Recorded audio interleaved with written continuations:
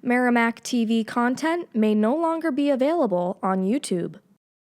To continue watching our programs, please download the Merrimack TV app from your device's app store. Programs may also be available at merrimacktv.com. Hello, everybody, and welcome to the April 30th, 2025 ZBA meeting. If you all could please rise for the national anthem. National anthem, Pledge of Allegiance. I am so out of it right now. I pledge allegiance to the flag of the United States of America and to the republic for which it stands, one nation, under God, indivisible, with liberty and justice for all. All right, Scott, I'm going to put you in for, Wolf, I'm going to put you in for Scott. Yes, sir. Yes, I can tell I just literally got out of work. So right now we have 3 members on the board. We can hear cases, however, everybody here has the right who is having a case heard here tonight to come back when we have a full board. Where we only have 3 people, you would have to convince all 3 of us to vote in the affirmative. If 2 people vote in the negative and 1 person votes in the affirmative, the motion would not carry.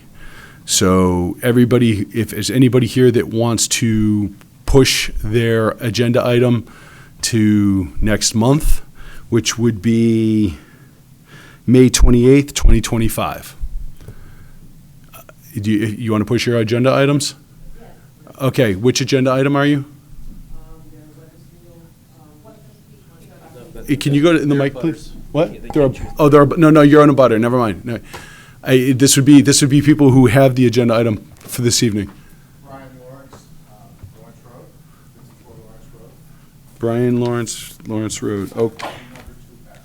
All right. So you're looking to move? I'd like to have a full board. Okay. Okay, so that is Brian Lawrence, petitioner. Number 5, Peter McQuintic, number 5. Okay. Peter McQuintic, APMK Ventures. Okay. Question, is there any chance they're going to be filing? We are expecting one other individual, but they haven't arrived yet. So you don't expect 2 of them? I don't expect 2 of them. I expect 1 more. So I do expect a 4th person coming in, but he has not arrived yet. So you're more than welcome to stay if you'd like or have it pushed. You're going to move forward with next month? Can they make the decision when it comes to them? They can. Can they make the decision? Can they sit and wait and make this decision at their turn? They can do that if they would like. Okay. But I think both of them have indicated they'd like to move on. So Okay. We So just take make the a agenda motion. items out of order, read the case in, and make the motion to continue Okay. at the applicant's request. All right, so just move them both to the back. So just motion to continue on both of them? All right. So I'm going to do that right now. Read that in. So I vote looking for a motion to continue on Brian Lawrence, petitioner, owner, variance under section 3.02 of the zoning ordinance to permit a subdivision of a property into 2 lots, with each lot having 5,600 square feet of continuous upland, whereas 100 feet is required. Do I just agree with you, or do I need to make? Turn your mic on. I so moved. So moved. All in favor? Seconded? Seconded? Yeah. So moved by Rod, seconded by Wolf. All in favor? 3. Okay, as you pushed to May. Thank you very much. The next one is Peter McClintock, petitioner and APMK Ventures LLC, variance under section 3.02 of the zoning ordinance to permit a 3-unit multifamily building on a lot with 26,136 square feet of land, whereas 120,000 square feet is required. So moved. All right. Made by Rod. Seconded? Second by Wolf. All in favor? Aye. We May 28th. Thank you. So, just to catch everybody up here, if you're here for the petitions of the variance for the permit of a subdivision of a property into 2 lots, and that is the 54 Lawrence Road, that has been continued to next month's meeting, so we will not be hearing that petition this evening. If you're also here for the 332 Daniel Webster Highway, that has also been continued to next month's meeting. So we will not be hearing either of those petitions this evening. Okay? Would you like me to do the preamble? Yes. So Rod, why don't you start with go with the preamble, please? Good evening to those in attendance and also those watching at home. For the benefit of those who have not previously attended a zoning board meeting, the procedure is as follows. The petitions will be heard in the order they appear on the agenda. However, the chair may change the order at their discretion. The board will treat all petitioners, their representatives, abutters, and other interested parties fairly and with respect. The petitioner will be asked to give an overview of their petition and read through their responses to the criteria applicable to their case, allowing for the board to ask questions after each item. State law and local ordinances establish that criteria must be met in order for the board to grant approval to a petition, and it is the petitioner's responsibility to demonstrate that they have met each criterion. Following the presentation, the chair will open the floor for public comment, either in favor of or opposed to the request. If necessary, an opportunity for rebuttal will be offered to the petitioner and the public. However, discussion will not be allowed to devolve into back and forth arguments. All comments shall be made directed towards the chair. Should a question be asked, the chair will pose the question to the petitioner. Afterward, the chair will close the public hearing and the board will deliberate and vote on the petition. At this time, please silence all mobile devices. Thank you. All right, if anybody is planning to speak tonight for a petition, against a petition, can you please raise your right hand? Do you swear to tell the truth, the whole truth, and nothing but the truth, so help you God? All right. First petition is 117 Camp Sargent Owner LLC and Fieldstone Land Consultants PLLC petitioner variance under section 2.012 to permit an elderly housing development beyond the required radius from the intersection of Daniel Webster Highway and Babusick Lake Road. The parcel is located at 117 Camp Sargent Road in the R1 Residential by Soils and Aquifer Conservation Districts and Wellhead Protection Area Tax Map 3C Lot 37, case number ZBA 2025-2008. This item is continued from the March 26, 2025 meeting. Mr. Chair, Yes. real quick, if we could seat Chuck for Rich. Oh, I apologize, Chuck. You're going to be sitting in for Rich this evening. Okay. Thank you, sir. All right.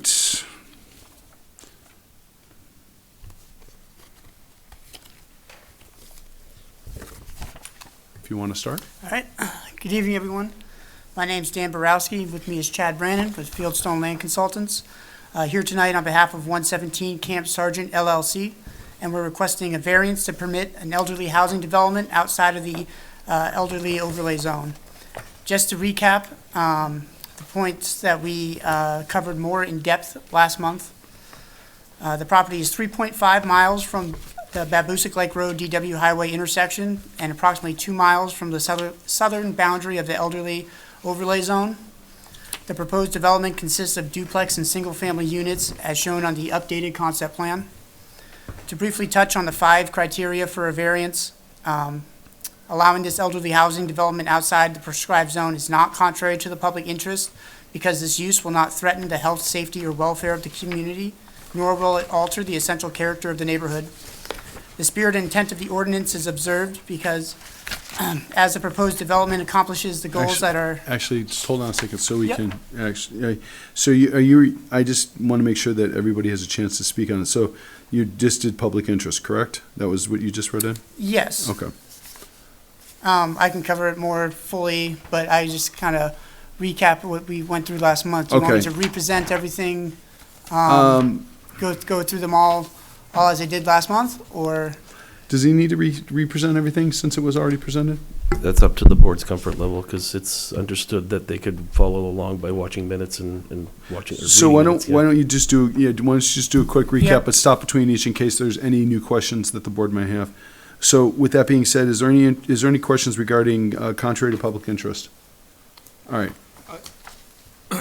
So that's number one, Mr. Chairman. I Yep. mean, I do want to again, Chad Brannon, civil engineer with Fieldstone Land Consultants. We do want to touch on, some additional elements as it relates to spirit and intent, because I think a couple of the board members had some concerns with that at the last meeting.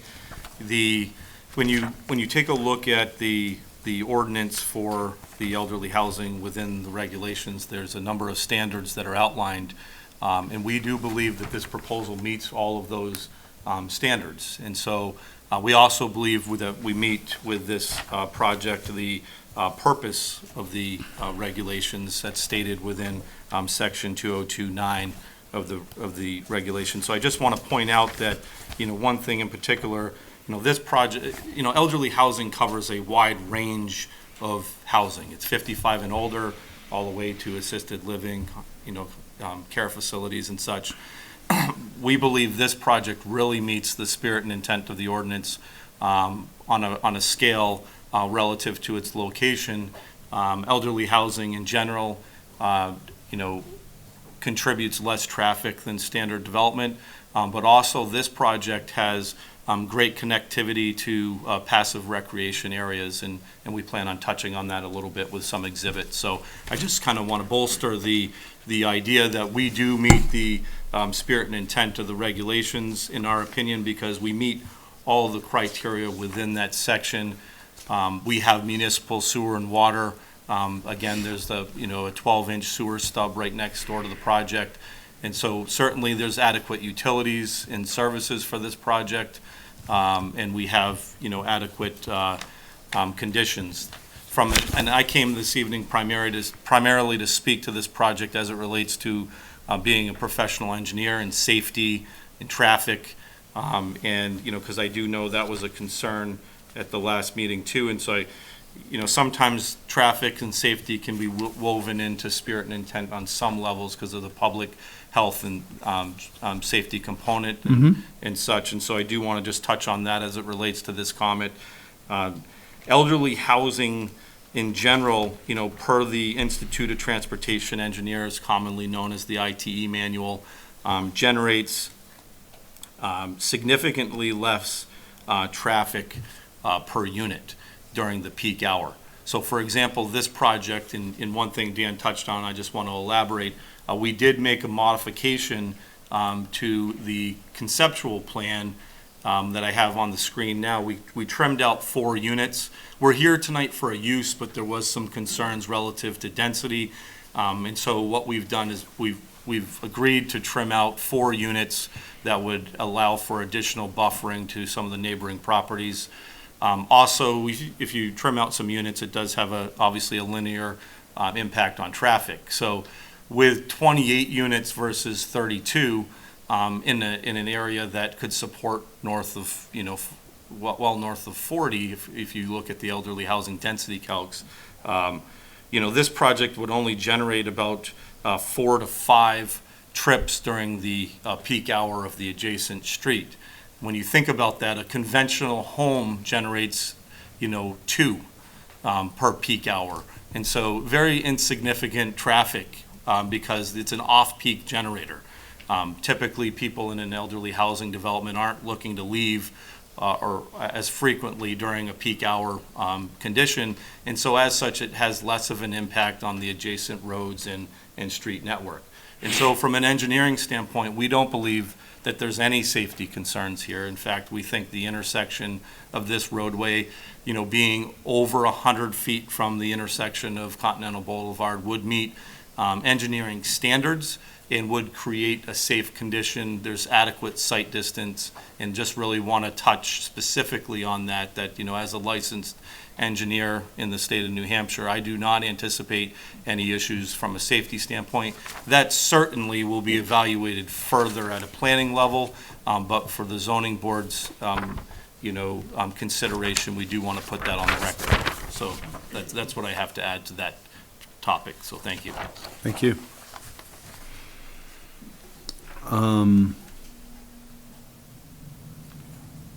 Yeah, with that being said, if you could just recap the last 2 through 5, just Okay. to see if there's any further questions from the individuals on the board, please. please. Thank All you. right, so in addition to what Mr. Brandon said, I believe the spirit and intent of the ordinance is observed because this proposal also accomplishes goals that are outlined in the master plan. As people aged 55 and up is the fastest growing segment of the population in town and has been increasing for over 20 years. The proposal offers a safe community environment for elderly housing with close access to many great resources in town. So if you have questions on substantial. Anybody, spirit any and questions? Yep, sorry. Okay, go ahead. Substantial justice is done because granting the variance results in a clear gain to the property owner as it enables development of an oversized lot, and denial of this variance is of no clear appreciable gain to the general public. Okay, surrounding values? There's no evidence that this proposal will result in diminished values of surrounding property. Okay. And then I guess the last would be hardship. Special conditions of this property include the availability of municipal sewer and water, an off-site pedestrian path, and abutting landscaping buffer, all of which make this property well-suited for the proposed development. There is no fair and substantial relationship between the location of the elderly housing overlay zone and allowing that use on this particular piece of property. The proposed use is a reasonable one because it is an allowed use just 2 miles north, and because, other than the location in town, this lot meets all other requirements for the elderly housing development. Denial of this variance would result in the underutilization of this lot, as there isn't adequate frontage for a conventional subdivision, even though the lot is 5 times that that's required for the R4 zone. At the last meeting, the board had discussed several items pertaining to this development: the density of the project, the proposed access to Camp Sargent Road, the available resources within walking distance, the need for this type of development in town, and the role the planning board will play if this project moves forward. The overall proposed density of the project has been reduced by 4 units, as Chad said. The proposed access to Camp Sargent Road will be reviewed by the planning board and town engineer when this project is fully designed. Elderly housing generally is a lower impact use when it comes to traffic, and often trips are made outside of peak hours. There are many sites in town that are close to this development which offer a rich variety of activities and shopping, all within 5 miles of the property. To the north, there's the Shaw's Plaza and the Convenient MD, which is 6 minutes or 2.5 miles away. To the south, there's the Market Basket and Southern New Hampshire Medical Center, just 9 minutes or 3.5 miles. Dunkin' Donuts is 2 minutes or 0.8 miles away. Merrimack Premium Outlets is 6 minutes or 1.8 miles away. Gilmore Hills Memorial Forest is 4-minute drive or 1.7 miles. Wasserman Dog Park and Wasserman Park trails are 5 minutes or 2 miles.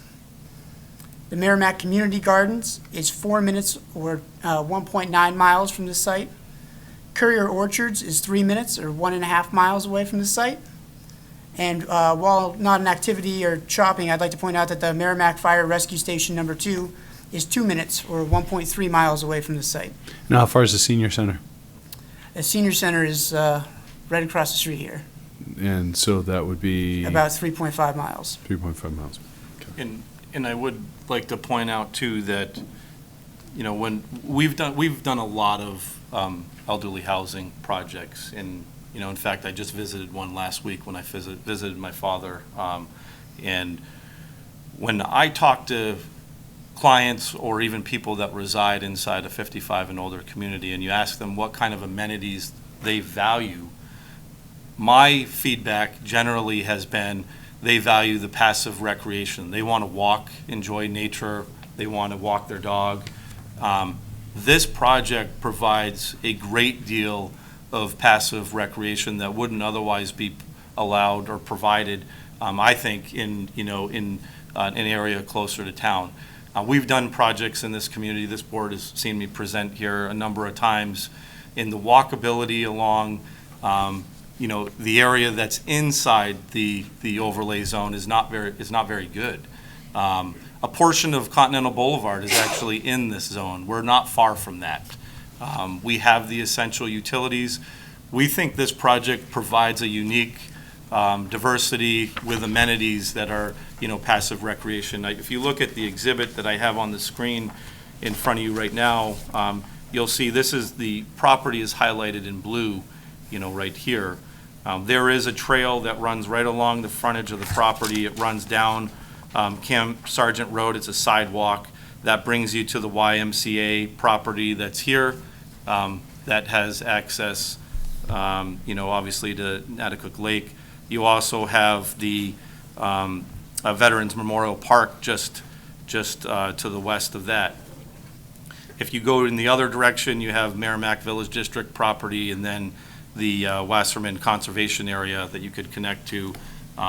Just a huge amount of recreation, passive recreation ability there that I think would be a great amenity. This is a different kind of 55 and older or elderly housing community where you're looking at, two detached units, duplex units. There's going to be a lot more of an active component. It's not like the big multifamily or assisted living facilities that maybe are more appropriate to be, in a downtown, setting. We feel this project, will be very unique. Will offer a great, product and market to residents of this town. And as Dan stated, your own master plan says that the community has an aging population. And so what's better than to give residents of this community an affordable option, to potentially stay in town, versus, moving out of town for a similar type of amenity or setting. Okay. So I just wanted to, kind of build on that a little bit. Okay.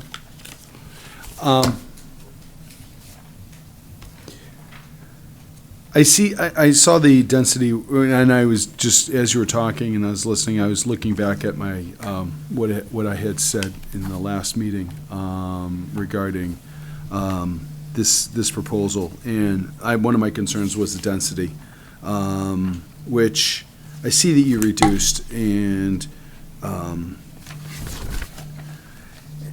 I think, I guess my question is, can you put up the one with the new density, please? I'd like that. So I guess my question would be, you're still facing this would go to safety, so public interest. I believe it would be public interest. But it would be the turnaround for a fire truck. So there's 4 turnarounds designed in here. It's with all due respect, Mr. Chairman, that's really a planning item. We have to design this project to meet, emergency response personnel. We've worked with the fire department for, many, many years in this community. And so what I can tell you is we have thought about that. So when you come into the project, all of the horizontal and vertical alignments have been designed and certainly will be designed to meet all emergency response personnel. But you would have a turnaround here at this intersection that would be appropriate. You would have a turnaround at the end of this, little spur road here. You'd have a turnaround at this intersection. You'd have a turnaround at the conclusion of this little spur road here. Okay. And then you'd have a turnaround here. And one thing that I want to be very careful of, overstating is this plan can and will change to address any planning comments. And that might be more changes as it relates to density. And so we're here tonight looking for the use so that we ultimately can work with the professionals, the town engineer, the town planner, community development director, Department of Public Works, fire department, and make sure that we have addressed all their concerns. This project would require state permitting that we would have to work through. So there's a considerable amount of review elements that will by default address the safety, public interest concerns as it relates to that. It has to. And so we're not looking for relief on that. We're just simply before this board asking for relief for the use, because we do think it's the right location. We think it's the best way for this property to be developed so that we can responsibly move this project forward. Go ahead. Thank you, Mr. Chairman. Actually, if you zoom out back to the other map that you had, where you had, what was it, the road on north of here, Cambridge Drive, right? That has a fairly dense build out. if you ran the numbers comparing the density of Cambridge Drive with this proposal, what kind of numbers of units would you think you would end up with on your property, on this property? So Cambridge Drive is a different style development. It's a cluster style development. So they had open space. There's open space requirements in a cluster development. Right. And so we haven't done that comparison because we're not proposing a open style, cluster style development. Certainly, you know, the units are similar in separation. We think that, you know, we can provide appropriate buffering, you know, to the perimeter. But elderly density and cluster density are determined separately. And that's kind of actually my point. You're asking for the variance in the elderly housing, ordinance. If you were to revert back to non-elderly use, right, general use, residential use, you would not be able to have that same kind of density on that property. Is that correct? That's correct, but that would apply across town, and so it doesn't. Sure. But you're there's asking for variance, though. We definitely are, Right. but there's been other variances granted by this same board for elderly housing projects outside of the area, and the same density calculation's been used, so it's not the same test. And so the reality is it's not a like project. So, yeah, that's a 5-acre site with municipal sewer and water. You're looking at 5 conventional lots. 5 conventional lots has a greater impact on traffic and safety, honestly, than this project would. And so there's really no comparing the two. They're not apples to apples. You made a statement earlier that you expect less traffic because of the elderly, occupancy, right? At the same time, you also said a couple minutes later that this is more geared towards the lower end of that elderly bracket of 55, and folks that usually do look for an active lifestyle, right? So I can appreciate both statements, right? I think both are true. So, and probably the reality is that your traffic is not going to be as slow, right, and not as condensed as, the one extreme or the other. My personal concern, really, and I appreciate that versus the last meeting, that the density has been reduced already, and the message has been recognized by the abutters. But what kind of outlook do you have as far as the safety concerns for the for the access road? Because it is awfully close to an intersection where people are flying around the corner, heading to school in the morning, in the afternoon. What kind of proposal do you have there? And I recognize that's a planning board concern, but we do have to kind of look at things as a whole. Yeah, no, certainly. So as I touched on before, and I guess I want to kind of take a step back and just address some of the comments, as you really, because I think you're right. We do suspect that this will be, more of an active 55 and older development, just because you do have that passive recreation, but people are active well into their 80s. I mean, my in-laws are active. They walk every day, and, thank God, right? It keeps them healthy. That's what this project can provide. That doesn't mean they're getting in their car and leaving, during the peak hour traffic of the adjacent street system, which is typically 6 to 8 o'clock in the morning. They're likely to get up and have breakfast, enjoy breakfast, and they're going to run their errands, later in the morning. And they may still be active, but they're active. That's why it's an off-peak generator. They're active during a time that's going to be, not as great of an impact to the adjacent street system. That's why these projects are actually really good in areas that, you might otherwise think is a safety concern. Relative to the intersection, we're over 100 feet from the intersection. There's adequate, stopping sight distance. The intersection has dedicated turning lanes, so what you look at is design speeds, what people are going to be traveling at, and what their reaction time will be as it relates to the intersection. And we do believe that our location would be safe. Does it mean that there won't be additional signage or something, done off-site to, make drivers more aware? No, those things could be part of, the design as you go forward. But I'm, before you tonight as a, licensed professional engineer stating that we think this project can be designed safely, in this location. And, we just look forward to working with other professionals on that design. And so I don't think that there's an ability to, and this is my opinion, obviously, but to deny on those grounds, because I've been designing, as an engineer for 20-plus years, and I've seen projects like this get developed in similar, settings and locations, and they haven't presented, concerns because they are designed appropriately. We're conceptual right now. We're at a conceptual stage, and so we're just asking for that ability. The density could change, as I said. I mean, we could go through an exercise and there's a density shift. What we're stating tonight is that it would be no more, than the density that we have shown on the plan.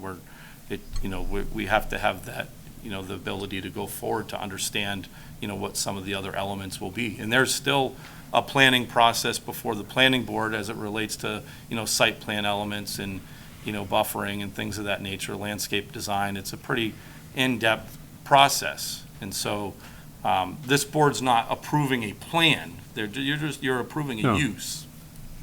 Yeah, no, aware. Any other questions? Rod? Chuck? Any questions, comments? Before I open up the public? First, let me apologize to the board for being late, No worries. and particularly the chairman.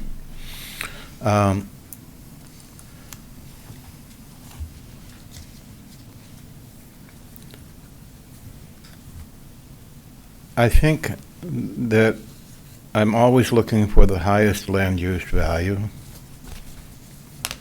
and this proposal certainly seems to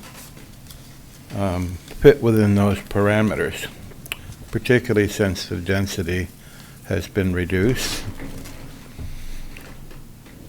Relative to the ordinance that requires it to be within 2 miles, 2.1 miles, whatever it is, I think that when that was established in the planning process, that it was well intended. The town has grown considerably since then, and I recognize that unlike other communities, this was a community that was made up of 4 distinct areas of growth, the villages as they're called, and they're no longer villages. And there are adequate facilities that would support this use well within the reasonable range of what they could be expected to be. It's not as if they are isolated on a back road, of which there are none left in Merrimack. And I was in support of the project because it was meeting its highest land use value. I'm particularly supportive this evening because they have recognized the question of density and have provided some amelioration on that. Thank you. If there's no other comments from the board, I'm going to open up the public hearing. I'm going to start by reading in a letter by Stephen Peppinger, sorry if I butchered your name, from 3 Morningside Ave in Merrimack. Dear members of the zoning board, dear members of the Merrimack, New Hampshire zoning board, I am writing to express my concerns regarding the petition for a variance that will be discussed at the upcoming meeting on April 30th. After reviewing the petition, I believe that the petitioner does not meet the 5-part test required for granting the requested variance, primarily in the first and second prong. I will focus on these 2 for the sake of brevity. If you guys will please give me, this is a little long, but I will get through it quickly as I can. Contrary to public interest, the petitioner claims that the variance would not be contrary to the public interest, but has failed to address several concerns in the petition. The petitioner claims that the variance would not create health and safety issues, but fail to address any traffic safety concerns. The entrance of the property is located 50 feet from a busy intersection, which could lead to dangerous traffic situations. As part of a traffic study, it has shown that over 16,000 vehicles travel in the area of Continental on a weekly basis. There have been over 400 traffic stops or accidents within the immediate area around the proposed development address from March of 2024 to 2025. Further, the petitioner has not addressed how this development would lead to health concerns around our drinking water source due to the fact that the proposed development is in the wellhead and aquifer zone. This point is simply ignored in the petition. The petition cannot meet this part of the the petition cannot meet this part of the test without presenting some evidence of why there would be no health or safety problems. The petitioner made a single declaratory statement without any support in the petition. The spirit of the rule. The petitioner makes several statements why this variance would follow the spirit of the rule. I find the assertion that it does lack the evidence or based in attenuated data and information. Petitioner provides that the master plan is a tool used to shape the ordinance. It can be inferred from the goals of the master plan that the spirit of the ordinance is to allow for more elderly housing development opportunities. The zoning code was revised less than 1 year ago, September 12, 2024. The boundaries of the elderly overlay district could have been re-examined and expanded at that time. This did not happen. I am inferring that the zone was not expanded further as the purpose of the zone is to place higher density elderly housing near town resources such as town hall, libraries, post office, community centers, etc. The immediate area surrounding the proposed development does not have similar resources. If you look to the 2013 master plan items 2.8 L8, plainly recommends to preserve and enhance the rural aesthetic of existing neighborhoods by maintaining existing allowable densities and generous setbacks west of the F.E. Everett Turnpike. This goal is being met by denying this variance and does not require us to infer its meaning. Briefly touching on the final 3 points of the test, granting the variance would not do substantial justice by creating traffic issues, overdeveloping a wellhead zone, and creating an elderly housing zone not in walking distance and connected by sidewalks to community buildings is not substantial justice. No environmental issues which could impact the community and ecosystems are addressed in the petition, so it is unclear how the petitioner can meet this prong without support. Granting the variance could diminish the values of surrounding properties. The petitioner provides no detail why the development would not diminish values except that it is in a new construction. The burden to meet this prong of the test is on the petitioner. The prong cannot be assumed away by the general statements. The special condition of the property that distinguishes it from other properties in the area are not significant. The petitioner cites that the pathway in the neighborhood, this is not the same type of pathway referenced in the elderly overlay section of the master plan. The path is meant to be a resource to the elderly to get to town facilities. The path does not connect town facilities other than an elementary school and Veterans Park, therefore is not relevant. In conclusion, the variance should not be granted because the petitioner has not met the burden of proof on the 5-pronged test required to grant a variance. I support developing properties in the elderly housing overlay as laid out by the master plan. I would like to highlight that dozens of elderly citizens of Merrimack live in the abutting properties and neighborhood. We all understand that the increasing cost of living, housing, and property taxes are putting a strain on the elderly in Merrimack. However, granting a variance for this specific property would be detrimental to the public for all the reasons listed above, and especially from a safety standpoint when considering the traffic implications. This is not the right location for this type of development. I ask that the petition be denied. Sincerely, Stephen and Stacy Peppinger, 3 Morningside Ave, Merrimack, New Hampshire. So, I'm going to open up the public hearing. After that, you'll be able to address any concerns you have. For the public hearing, there is a microphone right in the back. You feel free to use that microphone to speak. Actually, I encourage you to use that microphone to speak. Make sure that you state your name and address for the record. Is there anybody that would like to speak in favor of this petition? Sir, come on up.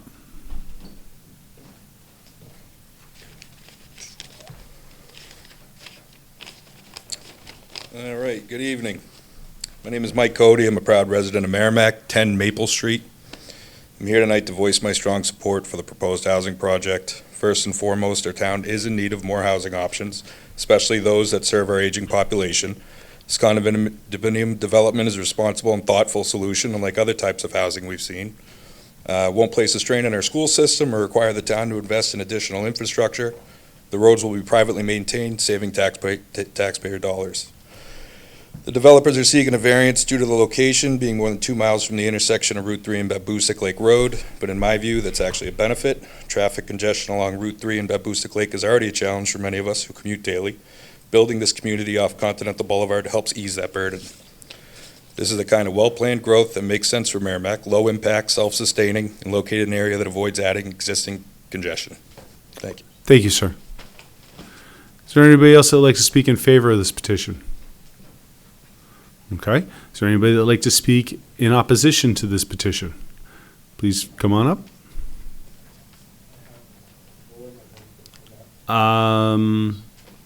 Would you gentlemen be okay if he uses your easel, please?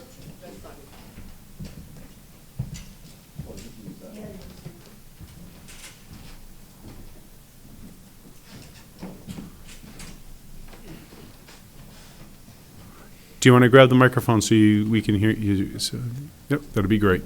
Thank you.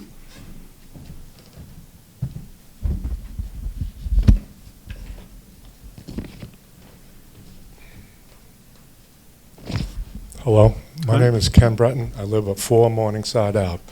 I'd like to address some of the safety criteria that was not indicated before. I took the existing plan that was submitted previously, and I got a copy of it. And the safety is one of the main items I'm really concerned about. This, as Mr. Moa stated, Continental Boulevard is a Class 2 state highway system, or if the town takes ownership, it'll be considered a Class 5 municipal highway system. So the speeds are not going to change at all over here. When I looked at the Merrimack Police Department data that said over 400 traffic stops within a quarter mile of this existing property over here, it says that, referencing this report here, it states that the report for the Town Council agenda, HB 2024, March of 8 of 20, it says, the weekly traffic congestion is 16,487 cars that are going all different ways. There's no data that I could see that is going off in this direction here. The other thing that I looked at was the distance from here to here. So when I used the graphic scale, 1 inch equals 50 feet, and I stop where the radius stops. It's only 50 feet here. It's 70 feet on this side, which is moved up a little forward because of the white line for the stop sign is over there. Now, take that into perspective, the amount of cars that you can fit just in a straight path. I took the police cruiser dimension for a Ford Explorer. It's like 16.5 feet. I added 2-foot spacing in between, so it's 2.7 vehicles within this if you would just fitting it in that direction. And on the opposite side, it's 3.75. So it's really congested. I've seen the red light, when that red light starts going, it's almost like the white flag at Daytona for the last lap. The cars just keep on speeding right through. it's not really like a safe condition as far as what we see, where they're gonna have to do some relief over in here, but it's really a congested, close to that intersection, so that's what's concerned with that. And then I'll go back over here. I have another question. I'll just hold it for now.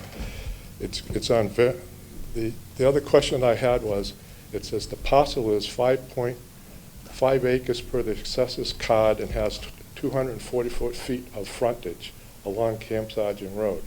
But I'm not sure how this is calculated for the 244 feet when I review the map.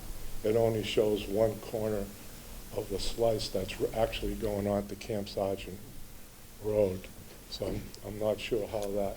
Can you talk more into the mic so we can hear? Oh, Yeah. I'm sorry. I'm not sure how that's saying you have 244 feet on Camp Sargent Road, because it was stated as a quote in the last meeting. So that kind of, I need some explanation on that. And then variance code criteria, number 3, granting the variance would do substantial justice. Quote, the petitioner property owner would be harmed as the use of the property would be constrained, end quote. Well, I disagree with that. The petitioner purchased the property in September of 2001 per a Merrimack Assessor's Office. Weathersfield's Development Planning Board accepted subdivision plan was approved in January 1996 by the Planning Board. Homes were built in 1997, 1998 with occupancy. I am puzzled that Mr. Carville stated, quote, he could have used the same argument that his property was ruined when Cambridge Drive was developed, end quote. If Mr. Carville purchased Camp Sargent Road in September of 2001, well after Weathersfield was developed, the constraint felt by Mr. Carville is self-inflicted. He knew what he was getting at the time. And then, Can you hold the mic right? Because Yeah. we're having a little hard time hearing you, so if you Okay. could hold the mic up to your, it'll be a little bit easier. okay, and then variance code 4, granting the variance code would not diminish values of surrounding properties. It has been, and this is a quote, it has been our experience that new construction and development will increase the value of surrounding properties, end quote. The burden is on the petitioner to show proof that the abutter, not the abutters required to pay for appraisal of their properties to justify that statement. And then I have my last one over here is under 4 again. Petitioner believes that the general public purpose of the ordinance is to allow development in town without distracting from single-family residential use of the town employees. This statement is very difficult. A 32, which is now 28 home development on 5 acres nested between 1/3 to 1 acre lots will not alter the character of existing neighborhoods. It is. Town of Merrimack Master Plan specifically recommends preserving and enhance the rural aesthetic of existing neighborhoods by maintaining existing allowable densities and generous setbacks west of the Everett Turnpike. That's all I have. That's all I have. Okay, thank you.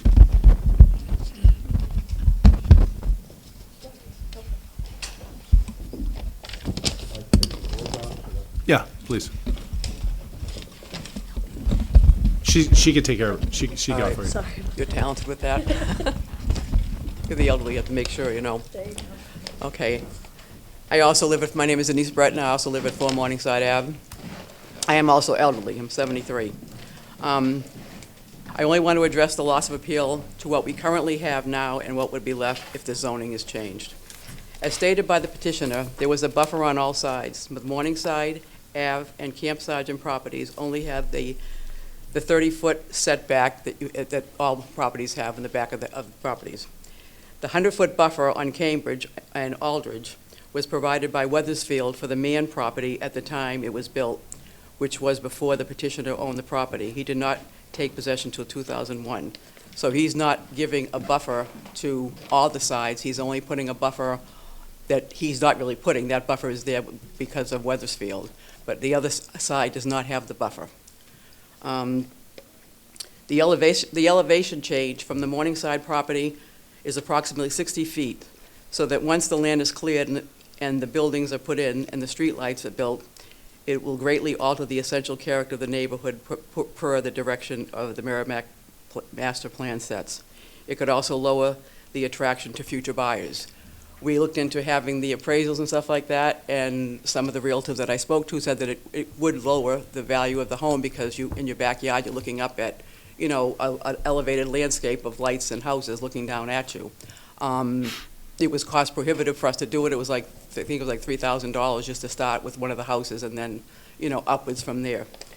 If this development had been in place when we purchased our home in Merrimack, I don't think that we wouldn't have purchased the house because of the density. I mean, I wouldn't have wanted to sit in my backyard and look up at that, development sitting above me. It seems to me that we've been to Merrimack for quite a while, and it seems Merrimack seems to be losing its country town feel and is lacking in single homes. If you look at the real estate for what's for sale, you do not see that many single-family homes that are for sale with at least an acre of land. It seems that we keep building multifamily developments, large apartment complexes, and increasing our population and putting a strain on all aspects of the town resources.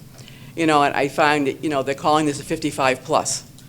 By Social Security standards, retirement age is 67. So, these people that are moving in that are 55 plus are going to be working for another 10, 15 years. So you can't say it's elderly. I mean, if it was 65 plus, maybe you could say it's elderly, but not when it's 55 plus. I mean, these people are going to be still working. One person has to be 55. You could have a wife that's younger or a husband that's younger, and you could still have 2 children there that could be going to the school system. We do a lot of walking because that's what we do. And, when you come out of, we live on Morningside, so we come down, you go down, you can access the road that goes and hits Cambridge, and then it ends. You can't walk to Dunkin' Donuts, you can't walk to any of the other places. And if you go to the right, you can go down and go to Veterans Park. To get onto the lake or to use the lake, you really can't use it from there because it's just a boat launch, and that's it. Then you can just walk around the field, whether if it's on a weekend or when there's stuff going on, there's all the kids, the fields and stuff like that, and especially in the summer with the Y camp, there's cars all over the place there. It's a very busy area, so you're really not walking to anything. To get to Wasserman, you'd have to walk down, go all the way up Natticook Road, Peasley, walk up there to get to Wasserman Park. That's not accessible, and you can't to access it from Greens Pond.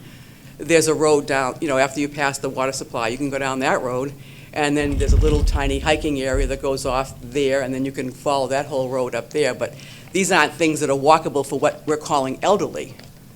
So to me, it just doesn't make any sense. I could see, having, subdividing it as to what the plan was, what it was originally was. It was an MLS listing that that property, when it was for sale before Corvo bought it, that it was, subdividable, but I guess it wasn't cost constraint because maybe it was just too much money or wouldn't make enough money to make it be viable. It gets confused. It's funny. It's like 70 is the new 60, but 55 is the new elderly. So, I just think that this is not, you can't say that this is an elderly place, that these people are going to be sitting there having tea and coffee until 10 o'clock and waiting for everybody else to leave before they leave, because probably the majority of them are going to be going to work. So that's all I have to say. Sorry. Thank you. Is there anybody else that'd like to speak against this petition? Please. I have handouts that I want to talk about. We don't actually accept handouts once the meeting starts, so apologize. But if you want to just talk about it. Yeah. I left it up to the chair. She asked about distributing beforehand, so I left it up to you guys if you wanted to accept them when she spoke. Okay. Bring them up.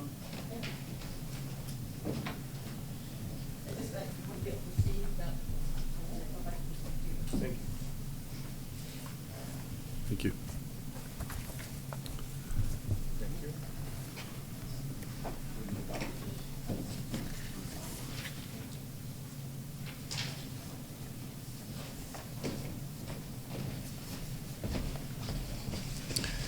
Hi, I'm Susan Coe. I live at 31 Cambridge Drive, and I'm a butter. So the variance criteria do not offer many facts. There's several we believe, and not supporting data, no data to support the claim. The frontage is frontage discrepancies. The overview states that there's 244 feet of frontage to support an elderly development. I understand how that's calculated because I looked it up. However, in the special conditions section, the variance states that the lot's lack of frontage impedes it from being conventionally subdivided, so variance is needed. So this doesn't make sense. Granted, the variance would be contrary to public interest. Petitioner believes the town of Merrimack has changed since designating the boundaries of the elderly zoning district. There's no information backing up the statement. When I did look through 55-plus developments, the only ones I really saw that were outside the area was east of that turnpike. I really didn't see other ones.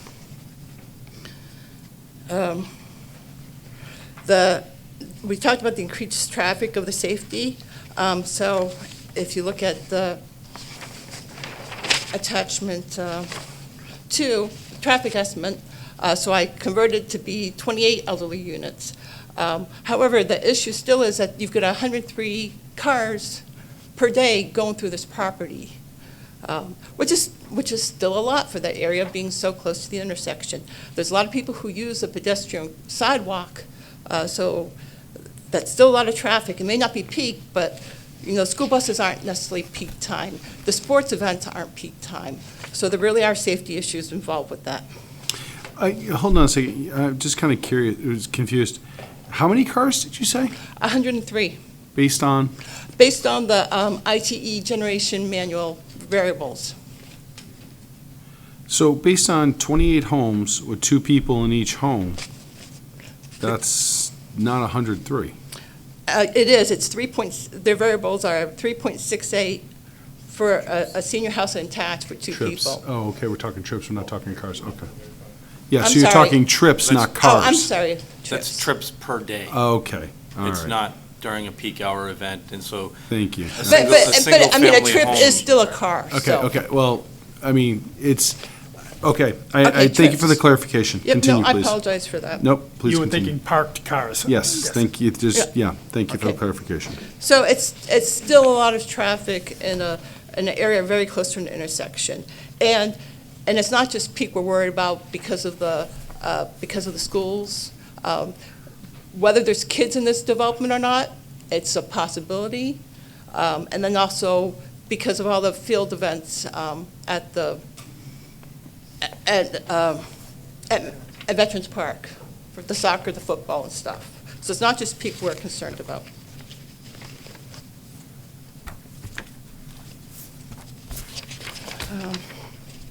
The variance would affect the essential character of the neighborhood, which the master plan and zoning ordinance explicitly enforce by the 1 acre lot size, and also to protect the WPA region, the wellhead protection area. The proposed property, I'm not sure how much has changed, but it really had no open space with this variance. There's also nothing like this proposed variance in our area. So variance is contrary to the public interest due to traffic, safety, protection of the WPA, and protection of residents. One of the abutters of 119 Camp Sargent Road already has issues with stormwater runoff, as seen by his drainage ditches, which I attached pictures to my letter last month. Replacing ground with blacktop and houses will remove any natural absorbency, and the stormwater runoff will affect the abutters, and concern for the WPA, and which the zoning ordinance clearly are state to protect. Okay, the spirit of the ordinance, the proposed development does not support the unique needs and lifestyles of the elderly zoning ordinance by moving to a different location, which is, so one is that the elderly must drive everywhere, drive to everything, and drive further than the existing 55-plus communities. And you go to the library, the adult center. The sidewalk just leads to the park or residential neighborhood. As mentioned, there's no sidewalks for stores. The proposed plan is just housing units with no open space, and there's no community aspects compared to the existing elderly housing communities. The other housing communities that you look at, they have like a center where there's either workout room or common areas, places for people to go and act like a community. So this does not meet the elderly spirit of zoning. And then the proposed density, the high density, the open space, traffic concerns, protection of the WPA region, lights and signage should not meet the spirit of the residential region and ordinance, nor protect the residents.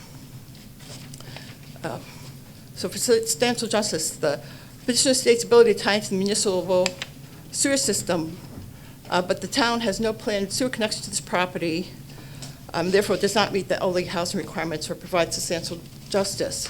So in attachment 3, so there is a 12-inch pipe at Camp Sargent Road. I'm sorry. What's your other one? Cambridge Drive, thank you. There is there. And then if you look at the purple line, that's a proposed sewer extension to support maybe Pennachuck properties. That's not there. And to get from the property driveway to Cambridge Drive is like 800 feet. So that's not a short distance. When you read the town sewer master plan, if you have 200 feet or so, they can come hook up. This is 800 feet just if you went down the sidewalk. But the sidewalk also has the gas line pipes and stuff. So there just seems to be an issue of conflict of saying that they have access to sewer. It's not readily available. It's going to be, are you digging up Continental Boulevard to put it in? Are you starting the extension pipe? I don't know. It's just something that needs to be further. It's not a done deal.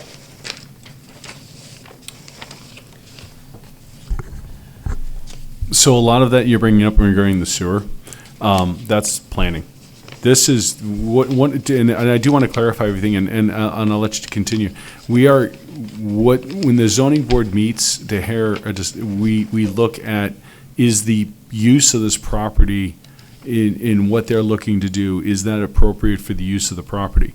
When it comes to things like although zoning can do traffic studies and we can look at traffic, sewer hookup is usually something that's a little bit more on the planning board side of things, as well as buffer zones. They can, as far as like putting up, because we talk about light pollution and noise pollution, things like that, if they choose to plant trees or to expand that buffer zone, that's something that the planning board would dictate or would require for them to do. So I just wanted to throw that out there is because some of the stuff you're saying I can understand and definitely has merit, but it does apply a little more to planning than it does zoning.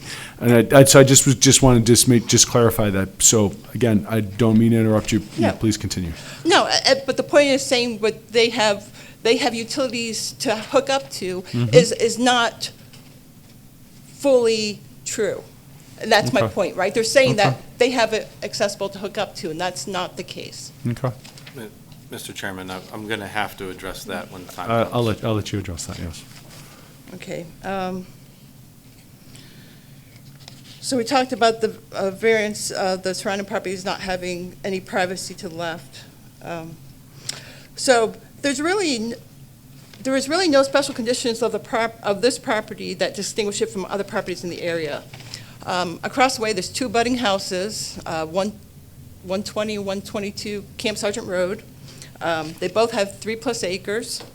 They both have single-family houses. They have similar topographies. Their driveways slope upward, and the house sits on top of the driveway. All the houses have trees surrounding the houses, septic systems, and are occupied. So the uniqueness doesn't fit.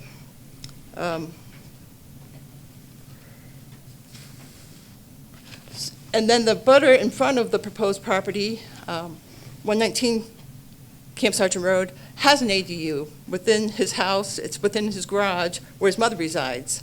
The owner had to sign a restrictive covenant that the PDU, ADU, and lot shall not be converted to a condo or any other form of legal ownership distinct from the ownership of a single-family dwelling.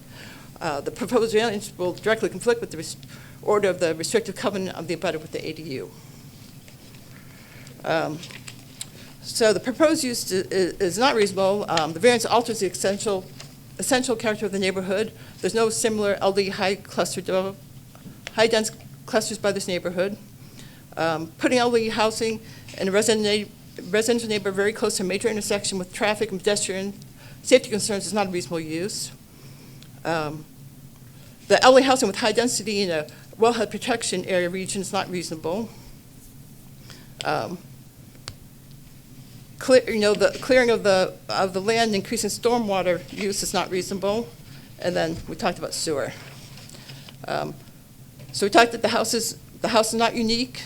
The house is currently occupied and it's in conformance with the ordinance, so variance is not needed for the house to continue as a single-family residence and can continue to serve as a reasonable use of the property. There are a lot of people still looking for single-family houses.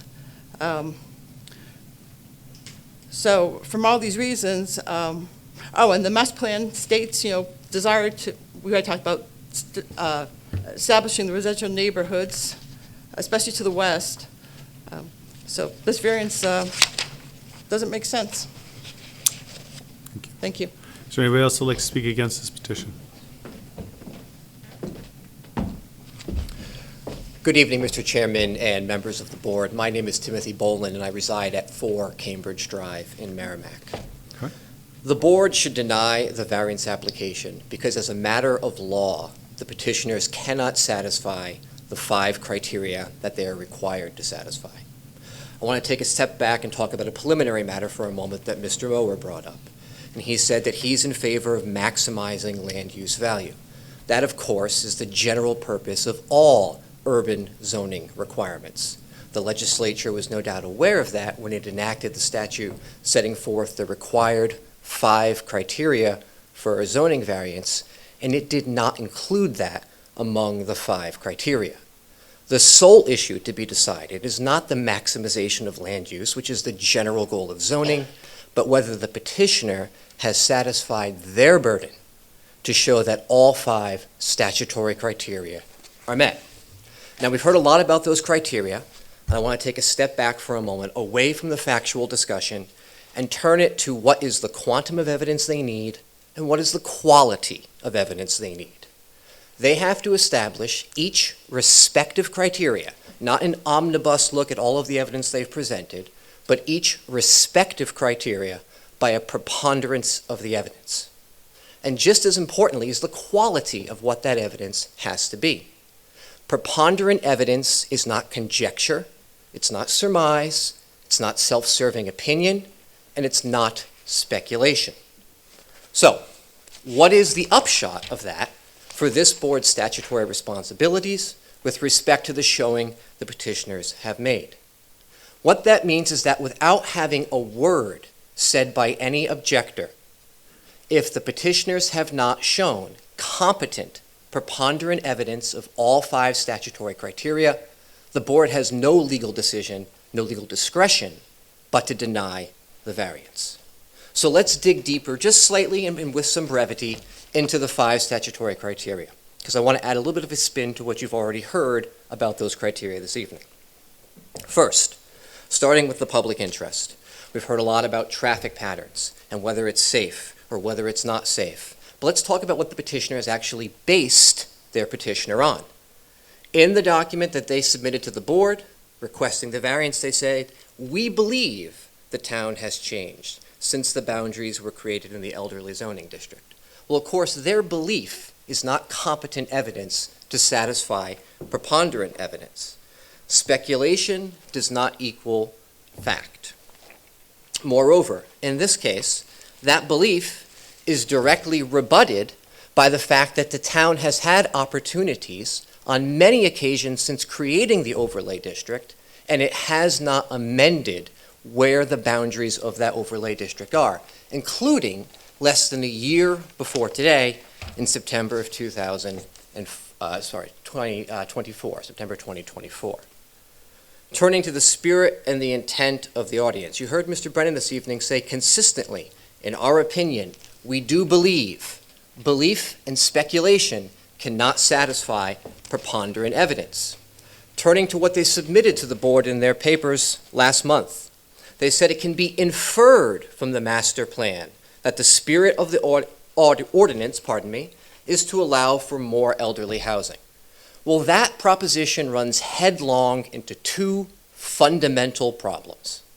The first is that it is a bedrock issue of any legal standard that the party who is seeking relief has all inferences drawn against them. And the second is that it's fundamentally incorrect and based upon misinformation. The master plan informs zoning ordinance in Merrimack, and section 2.6.1 of the master plan makes clear what the spirit of the ordinance was, and that was to adjust to a baby boomer population that has a preference for walkable living in proximity to services, shopping, recreation, and transportation. Hence, why the district was created within a mile of the intersection of Babusick Road and DW Highway. Now, the petitioner has said, well, all of those things exist elsewhere, and that may well be true.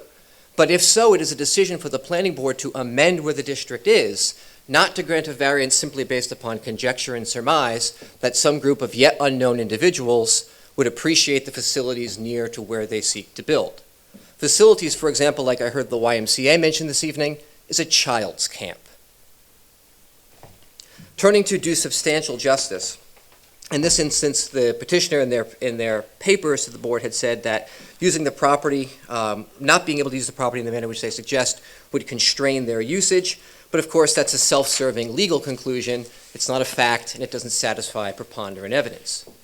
Perhaps the weakest showing of all is on the issue of diminishing the property value. Even tonight, when given an extra opportunity or a second opportunity to prevent actual evidence of diminishment or lack of diminishment in property value, all they have said is that we don't think it will result in diminished property value. But their burden of the statute is not to surmise what may happen or what might not be diminished value. It's to affirmatively show that it would not result in decreased property value. On that instance alone, their failure to inability to carry that element requires denial of the variance because they have to meet all of the statutory elements. And then finally, on the issue of undue hardship, once again, their petition in writing to the board said, we believe that the district was created to allow community-like developments. Again, belief, speculation is not competent, preponderant evidence. They want to cater to the needs of individuals who have a specific lifestyle for community living. But again, even that justification is directly undermined by the master plan, section 2.6.1, which says that the purpose of the district is to create proximity to certain conditions, not to allow necessarily for community-like living. So to bring this full circle back to the board's statutory duty, the board has to make factual findings, of course, and those findings must underscore or go to support the legal conclusion it makes with respect to the statutory variance criteria. In so doing, the board's findings, much like the petitioner's showing, cannot be based upon speculation, conjecture, surmise, or happenstance. They have to be rooted in competent evidence sufficient to sustain the petitioner's statutory burden. If they were to be based in anything else, they would surely be subject to easy judicial review and overturning. So, the board may not agree with everything the petitioner has said. The board may not agree with everything that the objectors has said. But in the end, that doesn't really matter, because it's not about resolving conflicting opinions or conflicting evidence or conflicting beliefs. The bottom line inquiry is whether the petitioners have satisfied their evidentiary burden, what they have to show, how much they have to show, and through what evidence they need to show it. As a matter of law, what they've presented to the board cannot satisfy the competent evidence necessary to sustain their burden of proving each respective element of the statute by a preponderance of the evidence, which results in only one conclusion that the board can reach, which is to deny the application for the variance. Thank you for your time.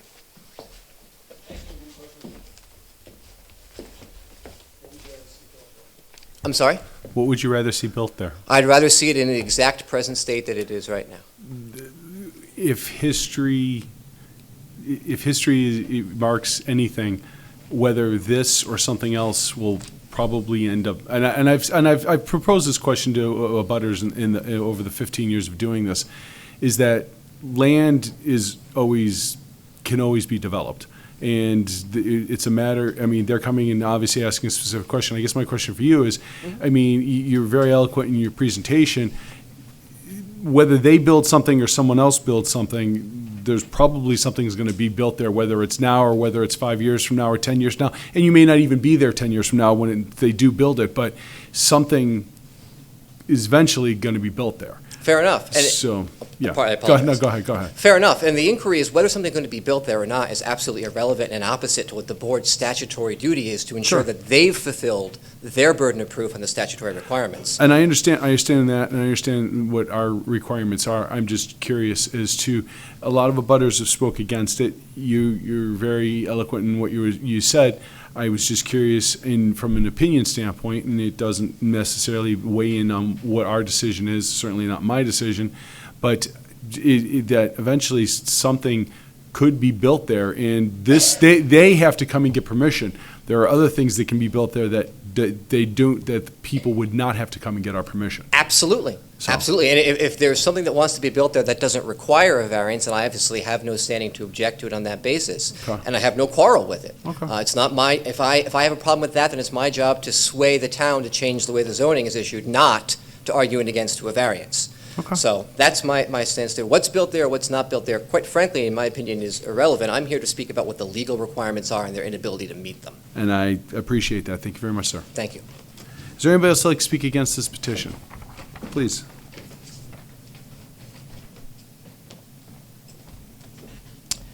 Sean Smith, 119 Camp Sargent Road. I only have a few points, so much has already been said. I think every person that has spoken against the variance has mentioned safety. I know that can be deferred potentially to the planning board as far as traffic goes, but both sides argue with speculation and anecdotal evidence.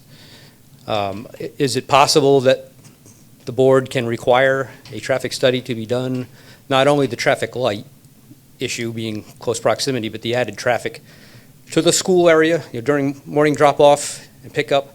There are cars on the side of the road for probably about 200 feet.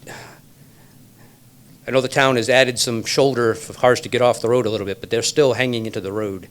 There's a police officer there at a four-way intersection between Ingram, the school, and Camp Sargent. When there are activities at Veterans Park, cars are parked out on the shoulder as well. So again, the concern being the increased traffic as in a holistic view, not just at the traffic light itself, although that looks like that would be a big problem to me. I know I'm leaving the house at 8 o'clock. Cars are backed up past 124 Camp Sargent Road, which is past me, and I'm probably a couple hundred feet away from the intersection itself. So if a car is trying to leave 117, making a left-hand turn, they have to worry about cars coming in. And also there's cars from here to the practically as far as the eye can see. So that's my first request, I guess. Is that a thing that the board can actually require going forward, as opposed to deferring that down the road to the planning board? Traffic study is something that the zoning board we can request if we feel it's necessary, yes. Okay. Point two, it was mentioned that this is an aquifer and wellhead protected area. If I believe it's a 1 house per acre area, which is much less than the potential upwards of 5 to 8 homes per acre that is proposed. And this is just conceptual. The final plan could look nothing like it does today. So how does that play into the board's decision? Because it's not just a residential area with a cluster in it. This is a protected area. And that being private, no way to control potential contaminants. So again, I mean, it is something that is under consideration, but again, that's a little bit more from the planning. And based on state regulations, they are required to construct in a manner that would be protecting anything that is around them, like wetlands or something to that extent, and not to encroach on them, and to maintain a appropriate distance from anything such as, and I use what's wetlands, conservation easements, and so on. So, yeah, they're required, they're required to that, to maintain those, to maintain that distance, and as far as building and constructing in those areas. I'd have to go back and take a look specifically at what's there other than the wellhead protection. Right. I can address that, Mr. Chairman, when the time comes. Yep. Thank you. All right, just being upwards of 8 times the allowable. Understandable. So, Understandable. And I understand where you're coming from. In fact, last month, my biggest thing was the density, and I just was reviewing my notes on that. So, but I do understand I believe what you're asking, yes. Okay. Because I have wetlands in my front yard, in my property, sort of at the bottom of the hill that 117 creates. It's all wetlands on the other side as well, along the road. So there's certainly concerns in that regard. I don't know if that's a planning board thing, but it being a protected area seems addressable by the zoning board. So that's all I have. Okay. Is there anybody else that would like to speak against this petition? All right, with no one else speaking against the petition, or no other abutters, if you'd like to address the questions and concerns that were brought up? I will do my best, Mr. Chairman. Thank you. I guess I'll start with the last gentleman's comments as it pertains to, some of these items. So when it comes, there was a number of comments relative to aquifer protection, wellhead protection. All of those items are planning items. We will be doing a detailed stormwater management plan. A good portion of Merrimack is in the aquifer protection and wellhead protection area. So the majority of the developments that we have designed in the past and go through planning, engineering review, state permitting, are done so under the guise of all of those concerns. And, as such, the stormwater management designs are done accordingly. This project, if it is able to go forward, would likely trigger an alteration of terrain permit. Their underscore review is for water quality and treatment. And behind that permit, there's a certification to the 401 Clean Water Act. And so it's a very highly regulated review and process. Valid concern, there's a lot of concerns that have been raised. Many of them we typically don't deal with at a zoning board level, but they need to be responded to because they, respectfully, it's stuff that we hope to design for and address as we move, forward. As it relates to traffic, there is a lot of traffic that moves along Continental Boulevard. It's a signalized, intersection. We've worked with traffic engineers and, together on projects of, varying size over the years. And, I am a professional in the industry, and I'm essentially presenting to the board as such this evening that we believe this project can be designed to address safety. Ultimately and typically, a traffic design would be associated with a more formal proposal. So you have you have road design details, you have more information available as it relates to the design, and you bring that to the table. There can be a scoping meeting locally. DOT would likely be involved because of the proximity of the project. And so you have a lot of professionals at the table. We're not asking or suggesting that we're creating we're not asking for relief on any safety items. We acknowledge that there will be a design process where those will be evaluated further. With all due respect to, the gentleman that got up and talked about the legal prongs. Everybody that I know, including attorneys that read regulations, have an interpretation. So it's an interpretation. I'm not here to tell people how to interpret stuff. I'm here to explain my understanding and my interpretation of things. And traffic on one end is similar to that. I wouldn't be presenting this project as a licensed engineer to a board if I felt like it had a true danger safety issue. There's a number of people in the neighborhood that, don't want to see something changed, and asking a lot of questions that are valid, but in my opinion, those are really planning items. We're here tonight simply talking about a use. The zoning board doesn't even address density.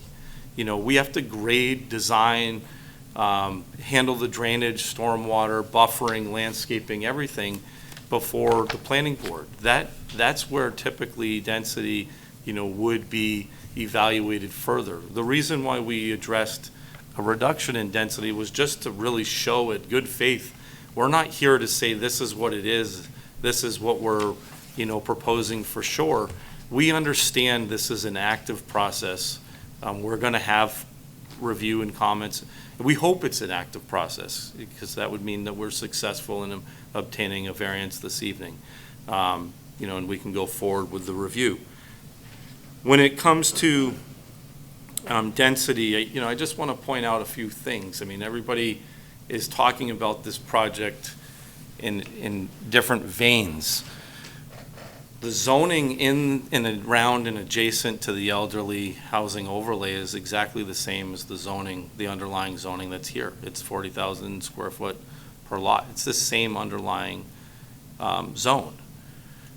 We have the same services now. I would venture to guess, and I've worked a lot with the Department of Public Works and the wastewater department here in town over the years. I would venture to guess that the municipal services and the services that are needed to support this development were not in proximity to this site, and that the zone, when it was created 16 or so years ago, was generally done because that's where the infrastructure was to support the site. The zone was not created based on walkability, because walkability isn't even a criteria that you have to meet under the 13 conditions of the ordinance. It doesn't say the site has to be walkable to municipal services. If you take a look at the plan that we have in front of you here, this red line outlines the entire elderly housing zone. From one end to the center is about 2 miles. No one's walking, so it's almost 4 miles from one side to the other. I think, if we've been in Merrimack or around Merrimack long enough, there is no sidewalk that connects for that length at all in the Daniel Webster Highway or any of the, surrounding streets. So walkability cannot be a hard and fast criteria. And quite honestly, it's not practical to some extent. People don't walk to the grocery store and carry their groceries home. Having those services in close proximity is really what people are looking for. I think the walking piece, and I say I think because that is my opinion, I think we're all able to, make interpretations and have opinions, despite what someone might say legal prongs are. The courts are reasonable to interpretations. I've been there. We've all been there, I'm sure. And so when we look at the elderly housing ordinance, to me, walkable means that, hey, you're not trapped on your lot. Like, there's options to do something. And sometimes you are able to satisfy that same component just by having sidewalks or trails internally, some kind of an amenity. This site happens to have some ability to walk, much further. And then there are, thankfully, great resources, in close proximity. I think when you look at the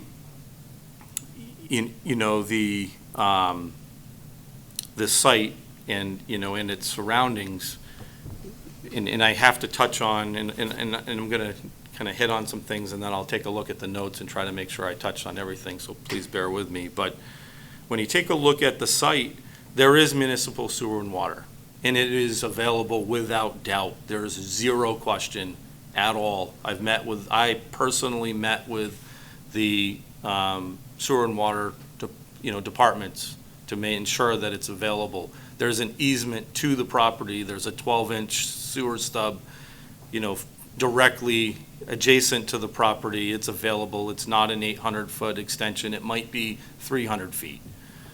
Inside an easement that was contemplated when the adjacent development was done to provide service to this site.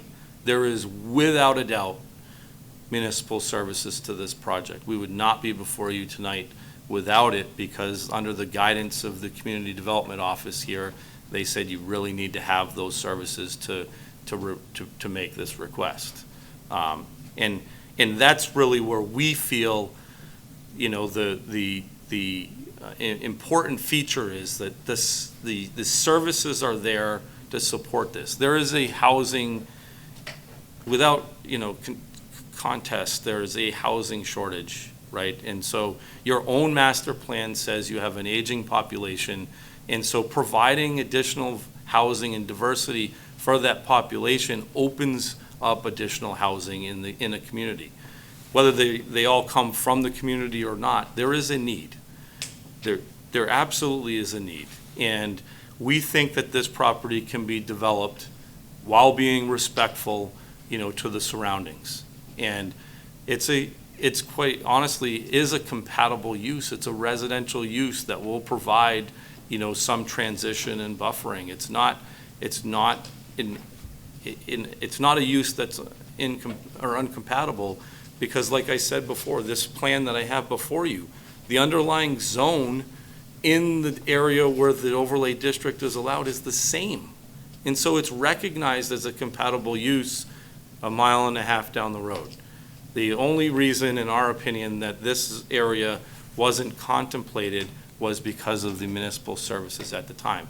And just because a town contemplates zoning changes every year doesn't restrict one's ability to come before you to request a variance.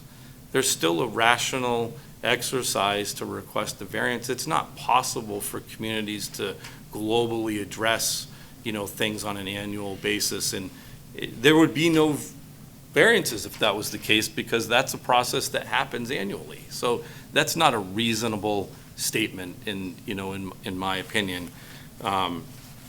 We have addressed, in my opinion, the criteria in a very reasonable and, methodic fashion. Contrary to the public interest is a test that addresses, the essential character of the neighborhood, and, whether there's any impacts to the public, health and safety. So if you have the utilities, you have the municipal services, there can't be an impact to the, public safety as it relates to that. That's why one of the criteria is sewer and water. We've tested and testified this evening that we have to go through engineering review and the planning board review and state permitting to address stormwater. We're not suggesting on any level that this is going to have negative impacts to the well or aquifer. It can't. It's going to go through the process. It has not been designed yet, so I'm not here asserting a design, but I'm telling you what the process would be to get this approved. I'm sharing facts. Those are facts. So yes, I do not believe, and I am saying believe, that this will have a negative impact at all on the, the aquifer and the wellhead protection, because of the standards that we will have to design, this project to.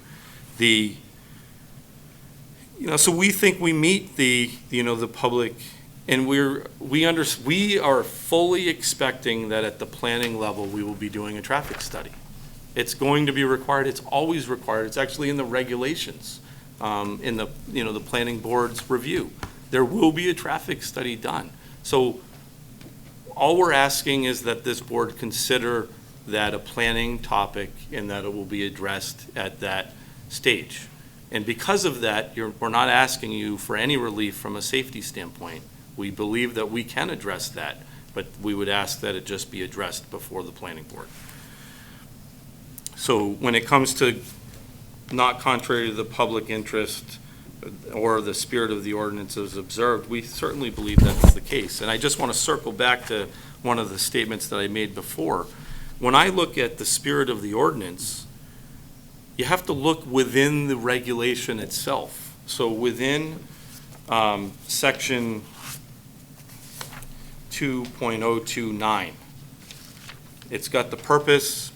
We clearly are providing, housing and stuff where we're, in our opinion, we're not creating an issue for health, safety, general welfare, et cetera. We're going to meet all the requirements. In fact, I even said under Part B, we're not suggesting or requesting any relief from any of the general standards. So how do we not meet the spirit and intent of the ordinance in that case? It doesn't explicitly say that there's a design criteria that we're not meeting. And so if you're meeting all the criteria, then it's not a location issue. It's, in our opinion, we have addressed all of those points. When it comes down to the substantial justice, and this is one that I think we want to be very careful about, it's a denial of the variance would result in no apparent gain to the general public and it would be a justice to the applicant. Well, we're here proposing this. We think it's a great proposal for the property because of the special conditions of the property. I think as a professional engineer that the safest development here would be an elderly housing project because of the fact that it does produce less traffic. The concern that people are raising is exactly why we're proposing an elderly housing project instead of 5 or whatever, or any other kind of development. It is the best form of development. It produces the least amount of traffic, and it's an off-peak generator. So if there's existing traffic concerns during the peak hour, we're going to be the development that has the least likelihood to impact that or further, contribute to that situation. I think that's a good thing. So that doesn't create a problem for the public interest. And the public interest is not just the abutters, it's the interest of the town. And it does kind of speak to the highest and best use of the property to some extent. Like, what is the best use of the property for the entire town?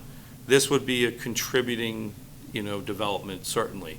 And in our opinion, would not have a negative impact on, the surroundings once we get to the appropriate design and such through the, the planning process. The diminishing of values of surrounding properties, I'm going to stand before you tonight and say that I've presented over 25 years, probably 30 to 40 55 and older projects. We've had professionals we've had real estate professionals, we've had appraisals, it's a compatible use. And so you have compatible uses, residential uses in an area, in my professional opinion, it would not have a negative impact on the surrounding properties because there's still a design element, landscaping, buffering, those things are going to be part of the project. And we're not coming off of a road that's like a scenic road. I mean, we're in an area that can receive, development. And so, with all due respect, I think our experience is the most experience presenting, that in testifying that this will not have a negative impact. And we have presented a number of cases to this board with this same, statement. And it's true that new development in a community, in a neighborhood, will often demand higher prices, especially in this market. And because of that, it does yield increases in property values. And we've seen it time and time again. And we've already touched on the special conditions of the property and such, but, so just going down through some of these other comments, just bear with me. I want to make sure. I mean, the gentleman that got up and did the dimensions, the intersection is over 100 feet from the intersection of Continental Boulevard. There is adequate space there. There's even room for us to shift it further away, if we had to. And that's something that we look forward to hopefully working with, the town engineer and other professionals on. We think there's an ability, to create a safe intersection there. There's a lot of traffic through this area, so because of that, over time, you are going to have an accident. There's reported accidents, but we don't know what they are. It doesn't mean that this project is going to contribute to those conditions. So I think we have to be real careful with numbers, right? Someone talked about 118, vehicles. That's the whole day.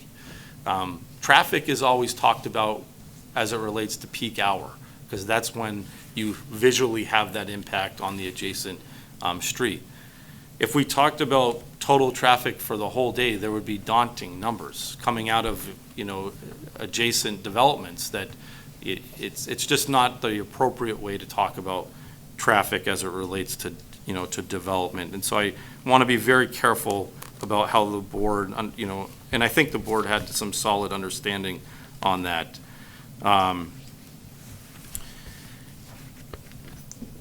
As it relates to the ordinance, there's been some statements that we don't meet the ordinance and we don't meet other sections, pertaining to design items. We are not for the board asking or suggesting that we're anticipating, asking for relief before the planning board. We plan on designing a project that meets local and state regulations. And so I don't want there to be any misunderstanding about that. We plan on designing this to meet the regulations and the standards. And so that's just we're not there yet. And so we can't get penalized for not presenting those, details, or we at least would hope we wouldn't. And if the board feels like we have to address something in particular, hopefully we can talk about that. We don't believe we're overdeveloping. In fact, I haven't even stated, nobody has stated that this is definitely the density. We have to design the site still. We just want we want to go forward with the use. We think the use is appropriate here. We think 28 units is reasonable, but we do have to still go through an exercise. And there's avenues that could be taken with this project. We could end out going from duplexes to, maybe triplexes, and that gains more space, potentially more area along the perimeter. We haven't gotten there yet. We can't really talk to those details. Normally, we don't talk to those details in front of a zoning board. So I just want to be very clear and careful with, we're presenting a concept.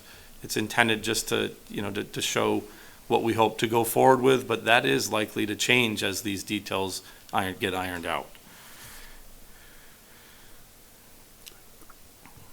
We do believe the project is walkable. We're just not walking to, restaurants and such. We're walking, it's more of a passive recreation,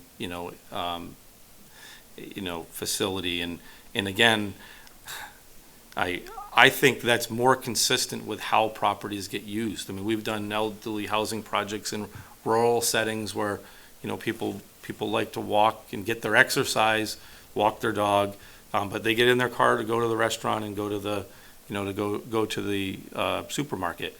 I think we can all agree that walking on DW Highway is not the safest situation. There's no sidewalks, and so to suggest that that's a requirement is just not real consistent. And so I would argue that, or state for the record anyways, that can't be one of the criterias or objectives, because in the 16 or so years that this regulation has existed, there's no walkability that goes from one side to the other of this ordinance. And we're not that far away, and we think we have a good site and a good plan here.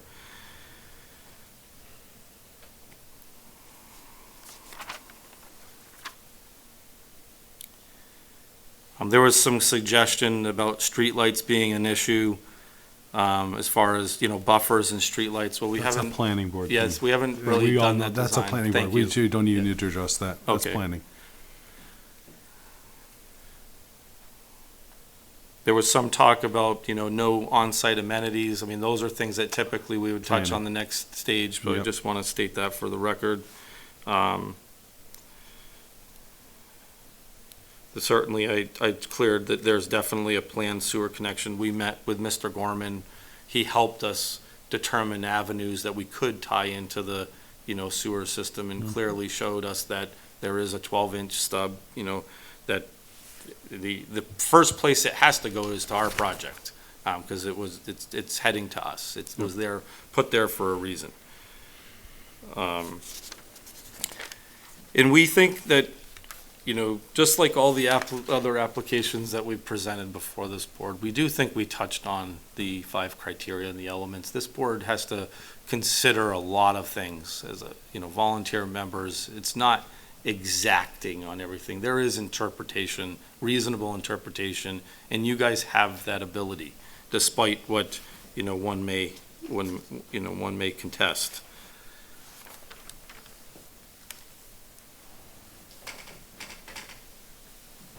I think that's everything, Mr. Chairman, but if the board feels that we've missed something, I'm happy to do so. I did the best I could going through my notes. I think I touched on everything. Chuck, anything you want to add? All right, if there's no further comment, I'm going to close the public hearing and open up deliberations to the board. Chuck, starting with you, what are your thoughts? Or comments, questions, concerns, any of that? I think it's been a pretty thoughtful and thorough review. And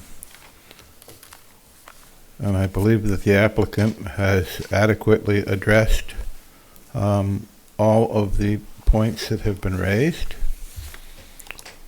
And I still believe that in terms of land use, I always want to support the highest land use value, not maximum use, but highest land use value. There is a real distinction there. Mm-hmm. And I think that given all of the circumstances, this is not only a reasonable proposal, but it is perhaps a very good proposal. Thank you.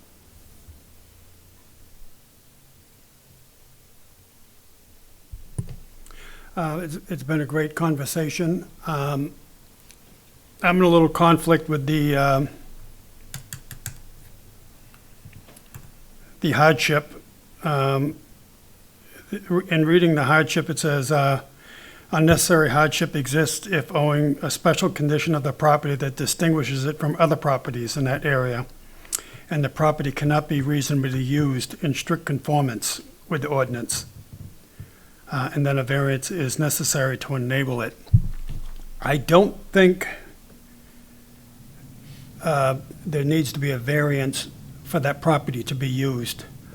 I think it could be used for homes to be built, and not necessarily a variance to have this done.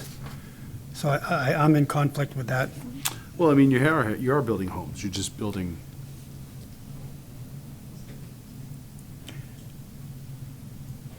Again, the reason that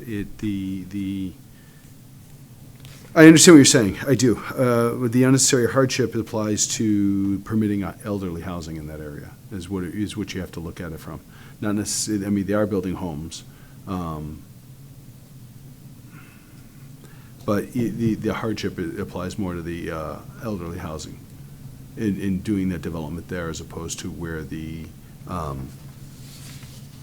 where it's zoned, so to speak. So that you have to take that into consideration from how that is. But you're absolutely right. There is no hardship as far as, I mean, if somebody wanted to buy that land and build a, $1 million mansion, they could do that. Or build several homes. Or build several homes. So Yeah. I guess I'm struggling with the hardship of it needs to be changed for the elderly. Okay, all right. Okay, that's fine. Wolf? Thank you, Mr. Chairman. I would actually like to hear that explanation myself again one more time, and I think a statement was made earlier that developing this property by subdividing it within the zoning and ordinance as is without any variance wouldn't be possible because of some other requirements that aren't met. I think frontage was one of the, road frontage was one of the comments that was made, and I might be mistaken. Maybe I can hear. Kind of closed the public Right, from that yeah. side. But I guess that's the concern that I have as well. Where's that hardship if it couldn't be, versus developing it as an existing, as a regular residential development within the zoning and ordinance requirements? Go ahead, Chuck. The hardship exists in that, yes, the parcel could be developed in any number of manners, except the elderly complex, because of the restriction that they are asking a variance for, that it needs to be within 2.1 miles or whatever it is. And we have talked about, and I think it has been understood well, that the ordinance, when it was first put in place, was intentful and well-meaning, but this is not the same community of 13 years ago. And we have grown considerably. Land has become more scarce, and the use being denied by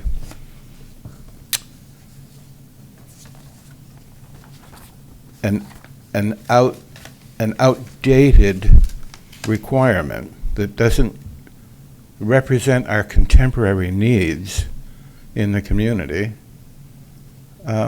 is very much a hardship.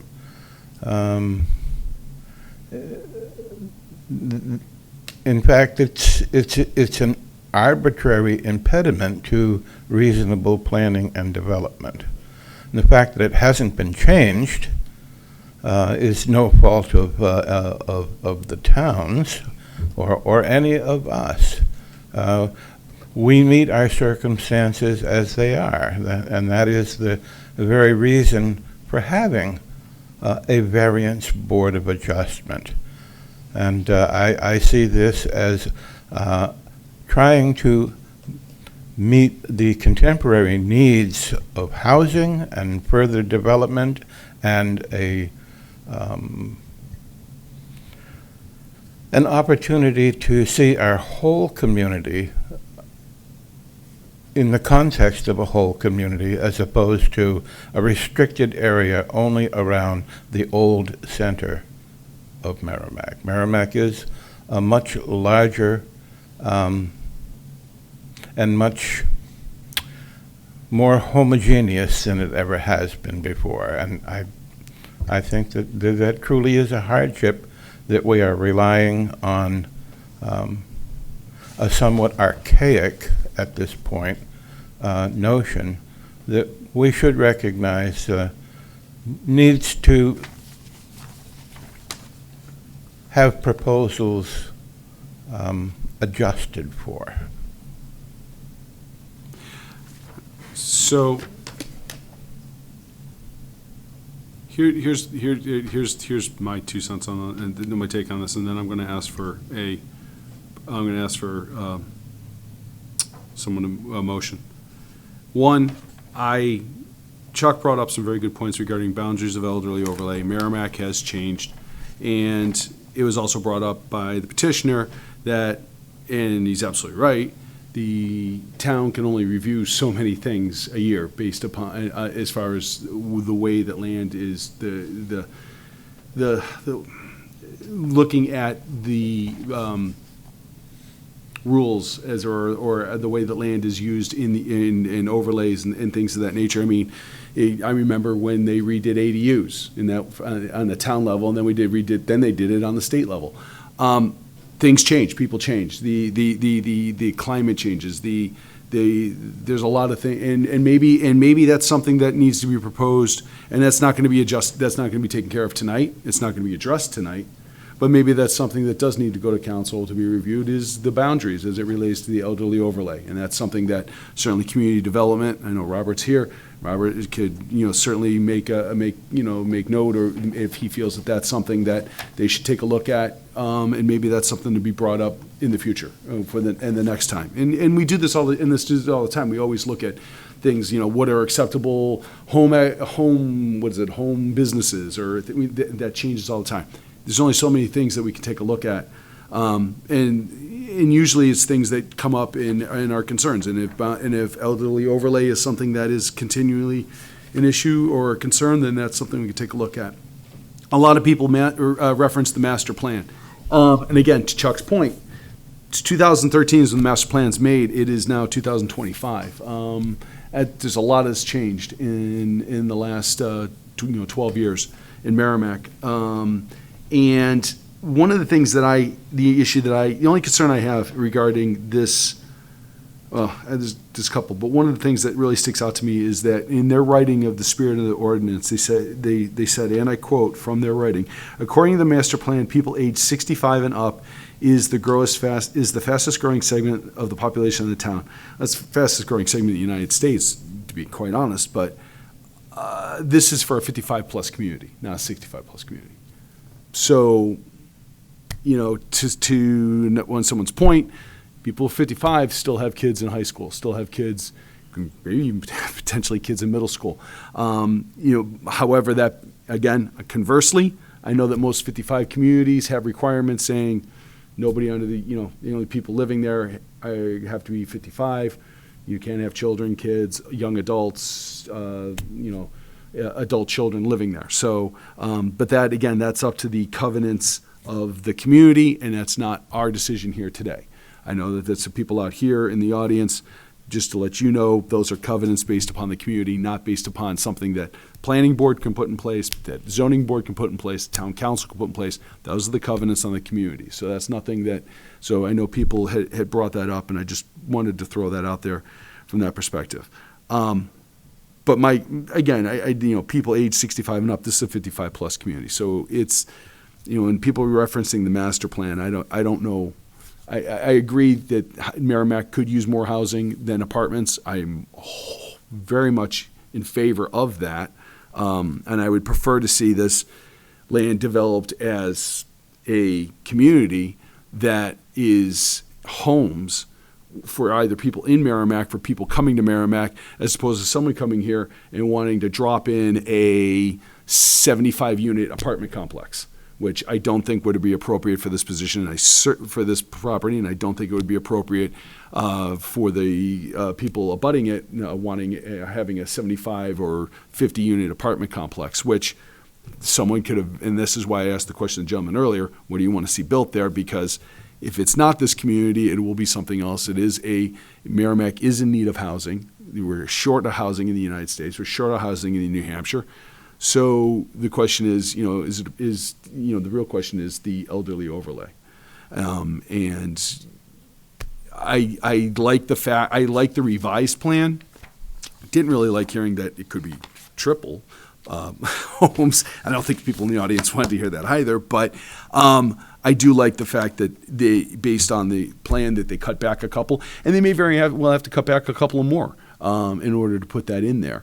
But a lot of the issues that were brought up were planning board issues, and I recognize that, and I think the board here recognizes that a lot of that is planning board that was brought up, and I can sympathize with the people that are here. I went through a similar situation in the neighborhood where I live, and so I can sympathize with your concerns and your thoughts. Again, a lot, and I do, if this motion does pass this evening, I do encourage you strongly to come to the planning board and to definitely make your voices heard and known to the planning board so that they can make sure that this development is developed in harmony more so than an adverse development in that area. And the fact that the folks from 117 Camp Sargent have come back here after last month's meeting and have started to address it, to me personally shows good faith in it, that they want to put a community in there that is going to be good for everybody. And so that's my take on all of that. That being said, because I would like a motion from the board, please.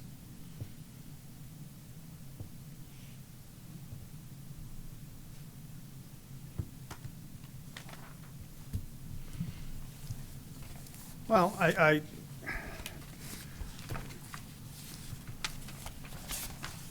think it was swayed a little bit here, so I'd like to make a motion. I make a motion that the board finds the petitioner's response to the statutory criteria are sufficient, and proved each criterion is met, and the board adopts the petitioner's responses as the board's findings of fact, and further to grant the variance under 2.01.7 to permit an elderly housing development beyond the required radius from the intersection of Daniel Webster Highway and Babusick Lake, subject to the following conditions: that the petitioner shall obtain planning board site approval for the proposed residential development. Motion made by Rod. Do I have a second? Seconded by Chuck. All in favor, say aye. Aye. All opposed? Abstain, 4-0-0. Gentlemen, thank you very much for the evening. I am putting in a 5-minute recess because we've been sitting here for 2 hours, so if anybody needs to go up and use the restrooms, please feel free to do so now.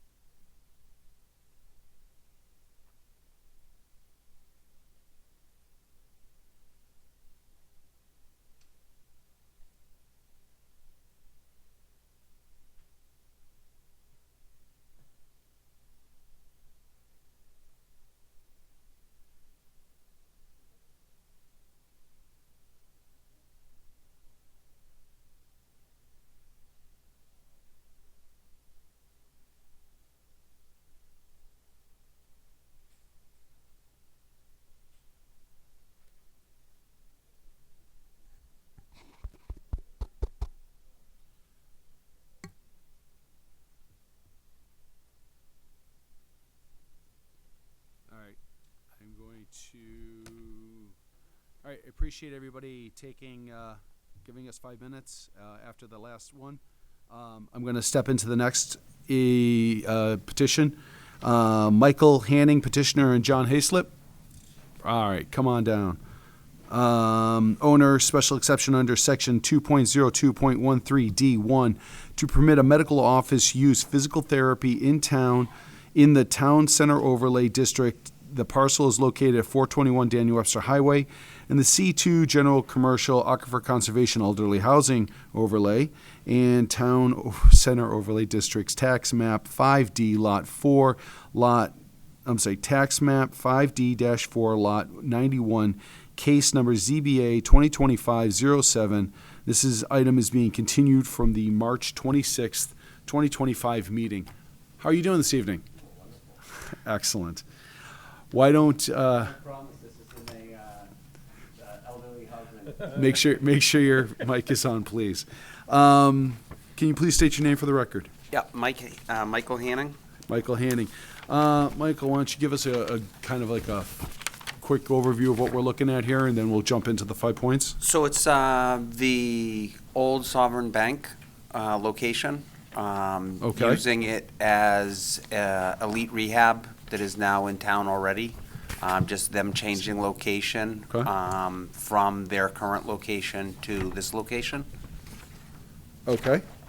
I guess that's not going to be I thought that was USA Chicken, or did that not? That was, they got approved, and then all of a sudden they didn't get financed. Oh, yeah. okay. Yeah, so they spent like, a lot of time and physical therapy and chicken. Yeah. I wonder what happened to the chicken people. Yeah. Okay. So that I know the property. If that's the case, so we're looking for a special exception. Yep. Is that what it is? Special exception? Did I read that right? Yeah, special exception. All right. So yeah, if you want to start with one, and then you can stop after each one if there's any questions, please. Sure. The site appropriate location for proposed use in accordance with the town plan. There's a medical center right next door to it. The building won't change, so as far as sightliness, it's going to stay exactly the same. Okay. What's the medical center right next to? The brick building just south of it has medical in it. It has 3 other little small businesses. Oh, that little office building is between the bank and the AT&T or the phone place. Communication. Yep. Okay. All right. Any questions on A? Just briefly, when you said there's going to be no change, I'm assuming there's changes in signage, right? So yes, signage, excuse me, yes. Right. And the only other possible change is where the drive-through is, finishing that off as like a storage area. Okay. That's not determined yet, but that would be the only other thing that would happen. So enclosing the drive-through? Correct. Potentially? Correct. Okay. Enclosing meaning enclosing, not shutting, not tearing it down. But right, enclosing it, making it almost like a shed, but like an attached shed, and obviously making it, if that is the case, it would be a business, so it certainly wouldn't be like what's in my neighborhood. Thank you. Okay. B? Proposed use would not significantly increase hazard. The traffic count would be lower from when it was a bank. There's 2 employees, and they would have between 20 to 25 patients a day, Monday through Friday. And they actually have reduced hours on Friday, so it wouldn't even be that many on Friday. And weekends? Weekends closed. Okay. Questions? C? Proposed use would not result in unreasonable impact. The building remains basically exactly the same and would be closed on weekends with operating hours between 7 a.m. to 7 p.m. Monday through Thursday, and then 7 to 2 on Friday. Question, all right. D? The proposed use design in harmony with the overall goal of the town plan. The building, like I said, is basically going to stay exactly the same, other than signage. And potentially the back. Okay. So you would be going in and obviously redoing the inside. You said there's only 2 employees? Correct. Okay. And they're not both there all the time. They usually like split the day, so they overlap. One's in at 7, the other one gets in at 9, and then one leaves a little earlier, type of thing. There's So no support staff or anything? Nope. Really? Okay. They're out of, I think they're like corporate whatever is out of Londonderry. Okay. And then how many patients a day do they see? Between 20 to 25 on Monday through Thursday, and then on Friday, that's reduced to around 15-ish. So what does the parking situation look like? I'd be lying if I told you how many spots exactly, but it's well more than what they have now in the location where they are now. The name is familiar. Where are they now? Oh, God, I knew you were going to ask me that. I don't know the name of the plaza. There's a pizza place there, the laundromat is there, the cannabis place is there, the pizza. eyeglass okay, place. right by the. What's the right name for of the coach. company? Elite Rehab. Oh, yeah, okay, yeah. Okay. All right. Well, I mean, They have 10 here on the map. yeah. Okay. I think that doesn't even include the back either. Oh, no, you're right. So that's why I was saying I think it's about 20, which is Okay. substantial. Well, that was pretty straightforward. So the special exception is to permit the medical office there. Okay. All right. Any questions for petitioner? All right. I'll open up the public hearing. Is anybody like to speak in favor of this petition? Is there anybody like to speak against this petition? I mean, that did move quickly. All right, I'm going to close the public hearing. Comments from the board? Being the town historian, Knew that was coming. Lay it on us. it was not the old Sovereign Bank, it was the old Indian Head Yes, Bank. I couldn't remember Okay, the name all of right. it. And the interesting thing about Indian Head is that the skirmish in Lovewell's War, when we were part of Dunstable, which of course was Nashua as well, the skirmish took place across the Nashua River, and when the Indians had retreated north on the river, they left a carved Indian head? Indian head on a tree, and they established the village of Indian Head, which later became Nashua. Interesting. But All right. Lovewell's War started right here in Merrimack. Of course it did. All right. There's still some currently. Yeah. Questions, comments, thoughts? I'm greatly in favor of this. I think it's great to see that building put to use again. Yeah. It's been vacant and, yeah. I'm good, thank you. Yeah, I agree. I was driving by it the other day and thinking, hey, when's the? Not that I was looking for the chicken place, but I was like, didn't that place get? So I didn't even know that happened. All right. That being said, if like to there's make no a motion. questions, yep, motion.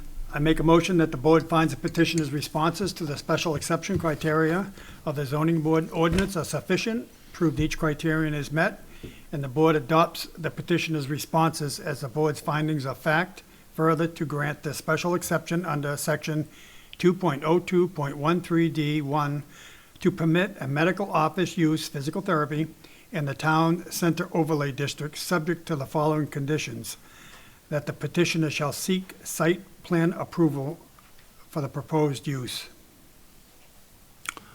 Motion made by Rod. Do I have a second? I missed the chicken place already, but I will second All that. right, I second that. And seconded by Wolf. Robert, did you want anything? All right. All in favor, say aye. Aye. All opposed? 4-0-0. Congratulations. Thank you very much. Have a great evening. You too. All right, next is Patricia M. Panicicchio. Sorry if I mutilated that. And Vicinity Development LLC owner.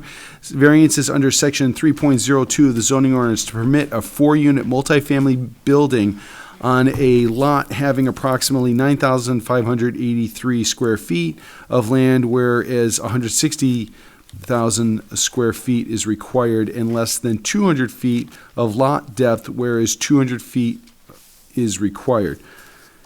The parcel is located at 5 Depot Street in the R4 Residential by Soils and Aquifer Conservation Districts and Wellhead Protection Area, tax map 6E-1, lot 17, case number ZBA 2025-09.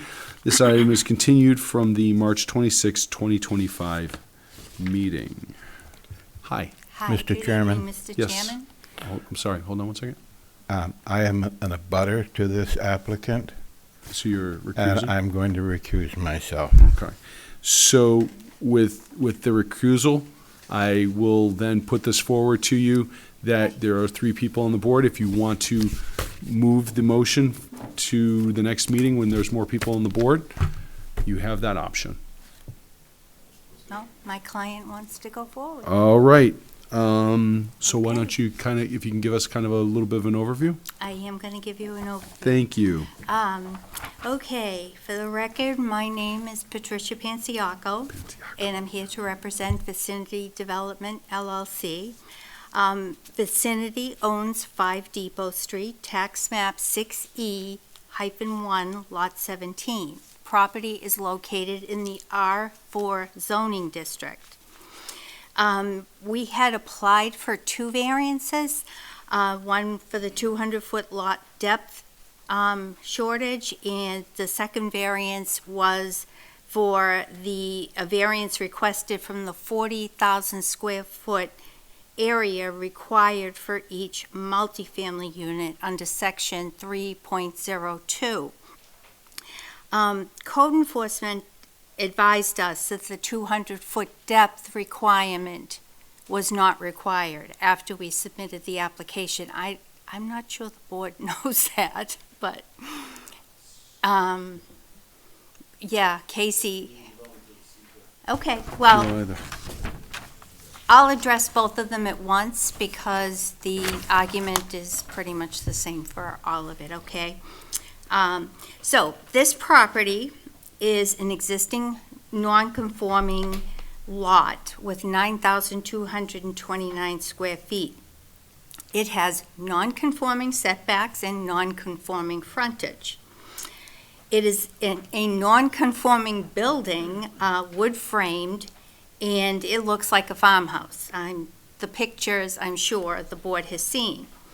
Up until last September, it was used as a church. And the year of abandonment has yet to pass, so you could still use it in that manner. The Intersection Church of Merrimack Valley acquired it from another church who acquired it as an Oddfellows Hall as it was established at the turn of the century. So it is a place of assembly, and those rights are still live under section 9.02C of the ordinance. It is approximately 1 block from DW Highway, mixed in among single-family homes and multifamily homes in the neighborhood, most of which are on non-conforming lots. They were created back in the day. And the multifamily lots, I am certain, don't meet the 40,000 square foot requirement for each unit. The frontage on Depot Street, 106.57 feet, 100.7 on Pleasant Street, and there is parking along both frontages. The applicant is proposing a full facelift of the building as it sits today. The interior will be renovated, as in he is proposing to create 4 one-bedroom, 600 to 700 square foot multifamily units. We've submitted plans with our application as Exhibit C that show the property's look won't really change much. It's just going to be improved because it's going to be fully renovated, painted, and restored on the outside as we see it today. So, on the footprint, it will not change. It will not enlarge, nor will it shrink. It will remain exactly as we know it today. That leaves the primary issue as the shortage in the acreage per unit that's required under the ordinance. Now, to that point, I'd like to point out to you that Under R4 in your zoning ordinance, single-family home is allowed on a 40,000 square foot lot. No restriction on bedrooms, no restriction on baths. You could put 6, 8 bedrooms with 3 or 4 bathrooms, and it would be permitted on the 40,000 square foot lot. Multiple family residence requires 40,000 square feet per family dwelling unit. Here, we're proposing 1 bedroom, 1 bath units, which is far less intense than an unlimited number of bedrooms or bathrooms on a single family. There's also no distinction offered under multiple family residence for units that are served by water and sewer. It's the same square footage whether you have septic and well or water and sewer. And I'm not sure that's intended, but if you read the notes in the ordinance, that is in fact the case. It's almost like they want big lots so the multifamilies are set back away from everybody. But notwithstanding the intensity of a 4 one-bedroom units with 1 bath each, 600 to 700 square foot, within this 3,300 square foot building is less intense than a single family could be with more bedrooms than that and more bathrooms. So I'd like to point that out because this is an unusual situation. It is in an optimum location for professionals who are looking for a 1-bedroom apartment to stay in if they're during the work week or to live there on full time.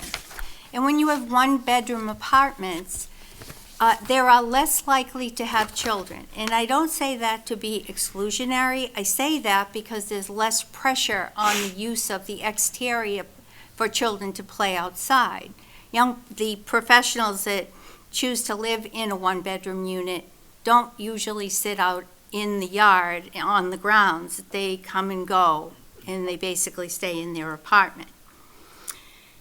So as to the ordinance and the criteria to be met, as again, nothing about this property will change. And you'll see on Exhibit B, it's in an area amongst other multifamily homes. There's actually an 8-unit abutting right next door on a 7,900 square foot lot, I believe, and that's on Exhibit B in our attachments. There are many 2 to 3 family units located in this area. As to the public interest, we say this proposed use is not contrary to the public interest because under Harrington v. Warner, the criteria to be met is that the proposed use not alter the essential character of the area and not be contrary to the public's health, safety, and welfare. Exhibit C to our application confirms the exterior of the building will remain the same but be improved. We will also be going to site plan review with the planning board and complying with those regulations. Exhibit B shows this is a multifamily amongst multifamily and single-family mixed uses in this older neighborhood. And it will not be contrary at all to the public safety's or welfare because we have municipal water and sewer. It's a residential area, and creating 4 living units from a former place of assembly is filling a need of the general public. The spirit of the ordinance is observed because under your ordinance, the purpose of the residential district is to guide land use and protect it based upon the capabilities of the soils and limitations to protect environmental resources. Municipal water and sewer is available, septic is not proposed, and for that reason the density does not put environmental resources at risk. Also, under RSA 674:17, Roman 2, municipalities have an obligation to consider the character of the area when exercising their zoning powers, the suitability of the use in a particular location, and view buildings with an eye towards conserving them within, here, this is going to be conserved and saved within its existing footprint and fully renovated on the interior to fill a pressing need of the, that cannot be contrary to the spirit of the ordinance. Substantial justice will be served because the gain to the applicant must exceed the public loss, and arguably creating 4 one-bedroom units with 1 bathroom in each, there is no public loss because it fills a public need. It will not diminish the values of the surrounding properties because we're in the R4 district. Multifamily is a permitted use. The existing area has multifamily mixed with single families. And it's an older neighborhood, but you can tell driving through there, there's a lot of homes being rehabbed and taken care of that may have been let go for a while. And there is no evidence that restoring this building and giving it a nice look on the exterior to fill a current need would diminish the values in the area. It also provides a walkable living space close to Route 3 where you can go buy your groceries and do your shopping. As to unnecessary hardship, the special conditions here is the land itself. The land is small, and we do understand that. But there's really nothing we can do about it.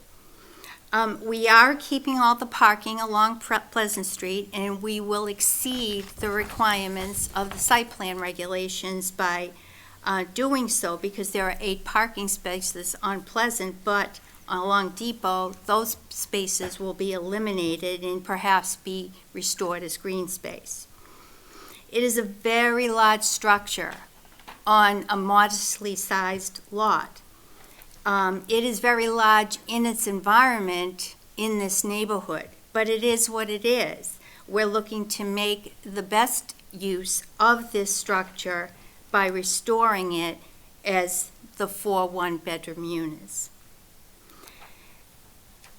There is no fair and substantial relationship between the public purpose of requiring 40,000 square feet per multifamily unit as applied to this property, because the 40,000 square feet is not needed to create a multifamily unit, especially a multifamily unit with 1 bedroom and 1 bath and 600 to 700 feet where water and sewer is available. The 4 one-bedroom units are arguably far less intense than a 3,300 square foot single-family home with an unlimited number of bedrooms and could have up to 3 or 4 bathrooms. It could have the basement finished. So we feel this is a reasonable proposal. As I said, if this is not something the board feels is appropriate, we still have the vested rights that we could rely upon, but we feel ourselves that residential use in the form of the 4 one-bedroom units is more appropriate in the area, is reasonable, and it will certainly enhance the area because it will be fully renovated, and it actually looks like a single family from the outside, as you can see from the renderings included with Exhibit C. So if you have any questions, I'm happy to answer them, and if I cannot, my client is here with me this evening. I think 4 bedrooms is I think 4 one-bedrooms, I mean, I could see it, I don't know. The parking is a concern, and I know that's probably maybe more planning, and I don't think this is, but the site plan approval is a requirement if it does push through, but It seems to almost make more sense to do two bedrooms. So it's, Two bedrooms? yeah, well, one 2-bedroom downstairs and a 2-bedroom upstairs, two 2-bedroom apartments. I think my client looked at that and it didn't make economic sense. And as to the parking, Mr. Chairman, I think if you look at the site plan that was prepared by Dubay, you're going to see that there's far more parking than we could ever need. Some of it is going to be limited. My client has also met with the town departments already before coming to the board. He's met with the fire chief and DPW, and they've talked about the parking and how there's no need for that many spaces and how it's going to be arranged so it's not interfering with any of the traffic or cars going up and down the road. Just a quick question. You may have mentioned, and I may have missed it, how many square feet is each apartment? 600 to 700 square feet. It's about like the size of a studio apartment. Okay, thank you. They're very small, yes. Good. The floor plans for those were also included with the application. He actually has had those looked at by an architect who does the code review in Manchester. He actually prepared those plans for him to make sure that we could comply with all the building codes and the fire codes. I'm not sure if this is an appropriate question, but I'm going to ask it anyway. What kind of clientele, like what kind of, price range are you looking at? Is this more intended for like, young professionals that are commuting into the area? Is it more intended? What kind of Workforce housing? workforce housing? Yeah. What kind of level of? It's professionals a lot of professionals will live somewhere else and come to New Hampshire to work, but also young professionals starting out, young couples, but it is not proposed as workforce housing. It's not proposed as an Airbnb. I'm sorry? It's not proposed as an Airbnb Oh, type. no. Okay. Oh, no, this is apartments. Okay. 4 of them. And they are catering to that young professional group because there's less demand, as I said, or need for children to be playing in the yard. Because the land is small, and that is a real hardship here. Thank you. All right. If there's no further questions, I'll open up the public hearing. Is there anybody like to speak in favor of this petition? Does anybody like to speak against this petition? Please, the microphone's right there. Good evening, everyone. My name is Elena Sweeney. I live at 16 Pleasant Street, which is across the street from the 5 Depot Street property. As a neighbor to and a direct abutter of the said property, there are a host of concerns that we have with the proposed plans for a 4-unit single couples apartment building put forward by Vicinity Development. First concern being, will this be an owner-occupied property for oversight? Because the owners, the Dustins, live over toward the seacoast and are certainly not local to this property. And there was talk at one point, evidently, that Mr. Dustin had initially spoken of a 5th unit in the attic space for which his niece would be occupying. And I don't see any mention of that on the draft of this 5th unit in the proposed plans submitted. So then we ask, what is proposed for the full 3rd floor? Will there be a property manager overseeing the day-to-day maintenance and enforcement, rules as such? The second question or concern is there is a question on adequate spacing. As we know, the property is a very small postage stamp with a very large structure on it. And is there adequate space for 4 separate mechanical heating, AC units, et cetera, and the noise which they would emit as they cycle on and off? A lot of us, I mean, who here doesn't appreciate the blessing of fresh air and an open window on a warm, quiet summer night to sleep too? But anyway, there's a question. If there's going to be 4 condenser units that have to be placed externally, or is all of this going to be done internally so that we don't have the sound issue? There is a waste disposal situation also connected with 4 separate units, and a proper way of the lack of appropriate space to secure either 4 trash barrels or, say, a dumpster situation. Environment control always poses a public safety issue. Or are they going to be taking their own trash to the dump? I don't know. Parking. Due to the limited area of this parcel, I know she spoke of that they had more than plenty of area designated. If we're looking at 4 one-bedroom singles couples units, that can pose up to 8 cars permanently, plus guest parking. And that particular area, street parking really isn't an option safely. That's planning board.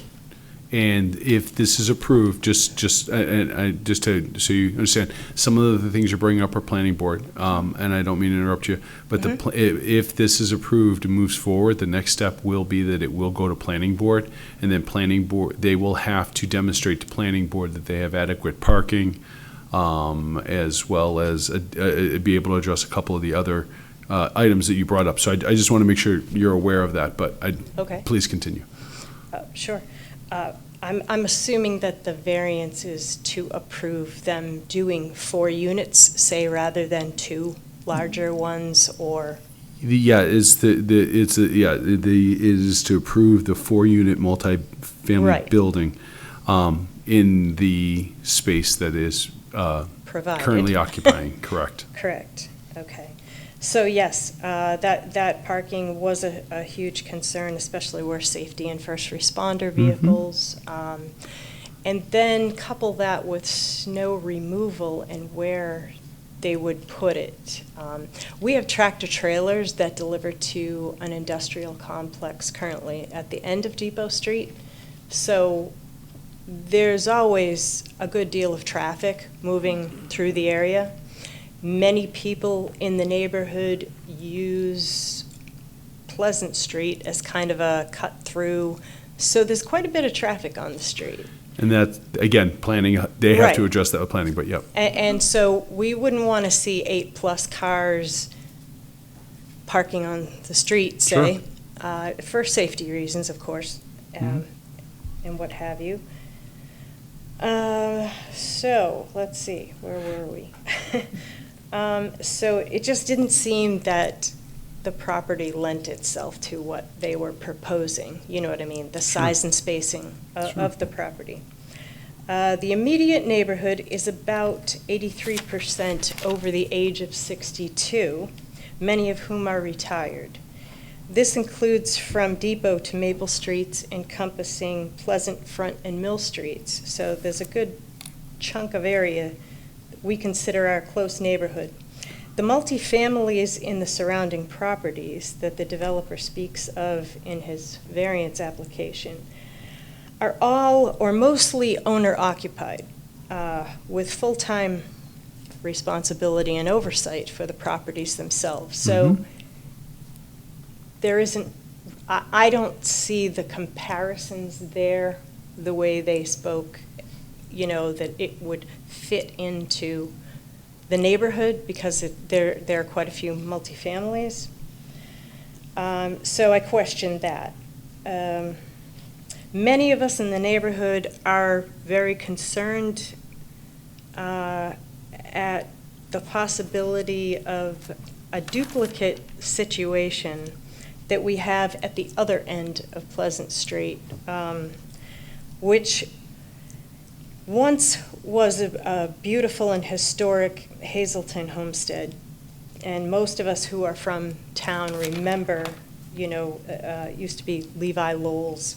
It has very recently, and I say recently in the last few years, fallen into quite a great deal of disrepair, and it's become a singles house with no oversight, no maintenance, no upkeep, no, responsibility to the property. And unfortunately, that devaluates all of the surrounding properties around it, And it's sad because it was a once very beautiful and historic part of our Reeds Ferry district. So that is a concern, and that is something that a lot of us pass by every day, and we notice, and we really don't want to see it across the street from our home. You know what I'm saying? There's no guarantee that you're going to have professional couples or singles. There's just a lot of possibilities in there that could lend itself to without oversight, if you get my meaning. I do. Okay. I can't help but wonder, after you asked the other gentleman what he'd like to see, you kind of posed that question, and that was something that we had all kind of thought about, with all of the different options and possibilities that someone could put in there. What would we like to see? Well, I myself, and I can only speak for myself, would love the idea if vicinity development might consider something along the lines of affordable senior housing for this property, say 62 and over, where you're limiting that parking, those cars, and a lot of those other things. And senior housing is something we are very much in need of in our little town. I don't feel like there's a pressing need for singles apartments. We have hundreds of them literally being built right now across our town of Merrimack. So, and I even think that maybe our particular area falls into that designated elderly housing overlay district, that maybe they might consider something like that. And maybe not 4 units, but say 3, or something that's reasonable, that you people also would find reasonable and customary. That's all. Okay. Thank you. I have 2 letters I'd like to read in. The first letter, to the board. I'm writing as an abutter to the proposed variance under section 3.02 of the zoning ordinance on the parcel located at 5 Depot Street. My concerns are as follows. 1, demolition work on the property began without obtaining the proper permits, and subsequently a stop work order was posted on the building. Operations immediately ceased, and we were informed that the materials removed are being tested for possible contamination after proper disposal. After a period of time, construction resumed with a white snow-like dust enveloped my backyard.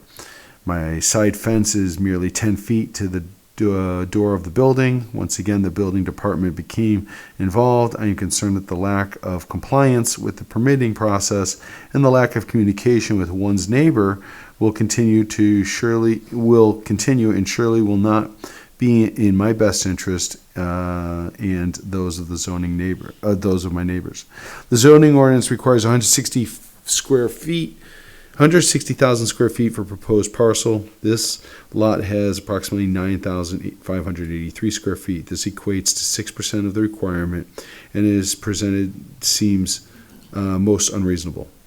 If this variance is approved as a change in occupancy, it appears to me that the entire structure will have to comply with the requirements of the International Residential and Energy Conservation Codes, along with the Town of Merrimack's ordinances.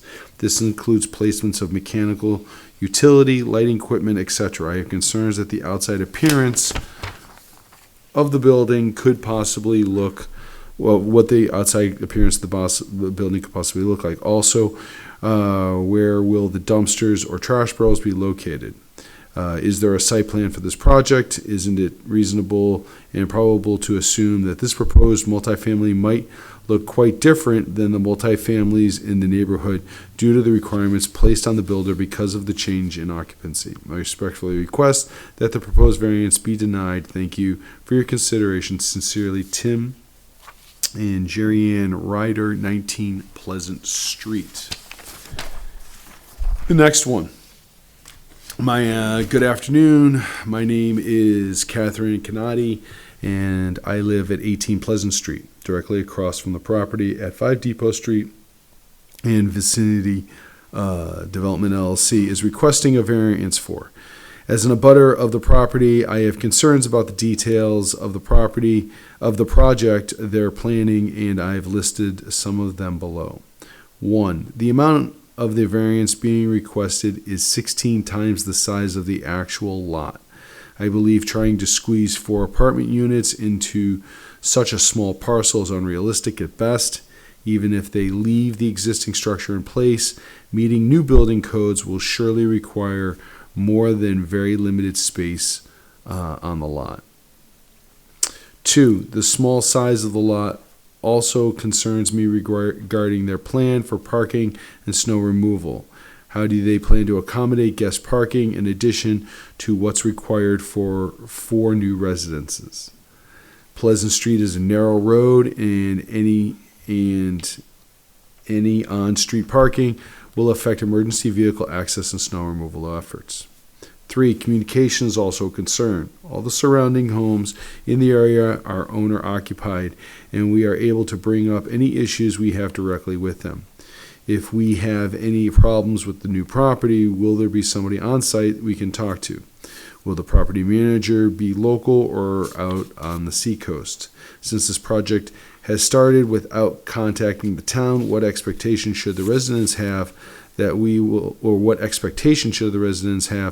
that we'll be able to communicate with them once the project is completed? And 4, the majority of the multi-family homes in our neighborhood are still the original single-family structures. The owners modified the interior to create mother-in-law style apartments, usually for other family members. These modifications had no impact on our neighborhood because the existing parking, plowing, trash removal, and traffic were unaffected. The claim that this project won't affect our property values seems questionable when a church is being replaced by a multifamily that seems more like a college dorm. I respectfully request that the zoning board not grant the requested variance. Thank you for your time, Catherine Canati, 18 Pleasant Street. Is there anybody else that'd like to speak against this petition? Okay. Would you like to rebut any of the comments made? I would, Mr. Chairman. So we recognize that this is an older existing neighborhood. We also recognize, and I think I pointed out, the building is very large for the piece of land that it's located on. But that's the hardship we're relying upon here. That this presents a dilemma for us. And you should remember that the New Hampshire Supreme Court held in Harborside v. Parade Properties, and this was about a sign, that the size of a building attached to the land is a hardship when your sign ordinance requires small signs. So, to that point, we have acknowledged quite openly that we have a very small lot. And it is what it is. We can't cure it. We are eliminating the parking, though, along Depot Street, as I understand it. There will be 2 spaces for every unit. As to the attic, there is no apartment or occupancy in the attic.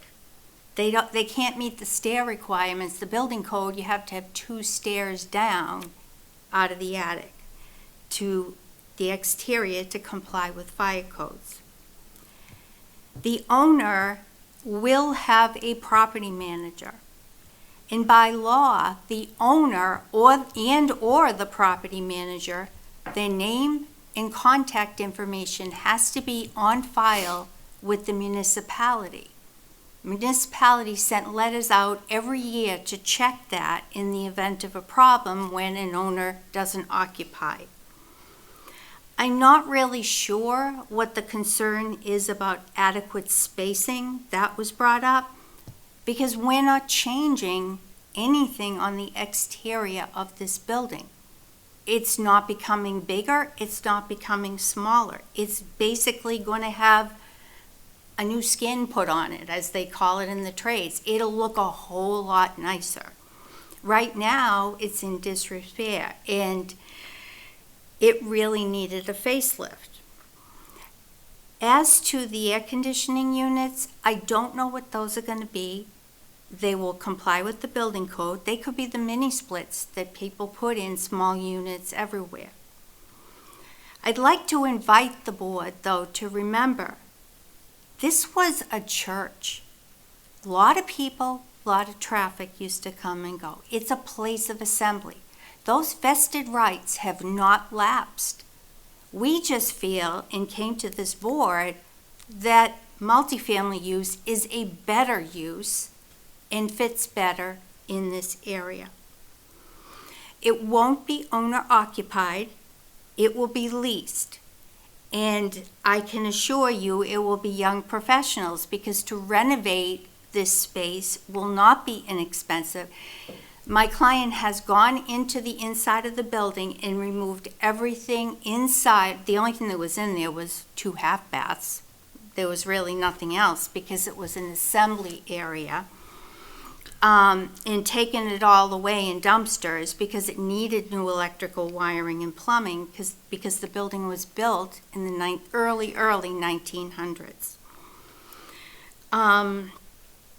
As to the demo work referenced in one of the letters, my client hired ServPro to go out and clean up the yard because he had talked to a neighbor who was complaining about all the junk left all over the land over there.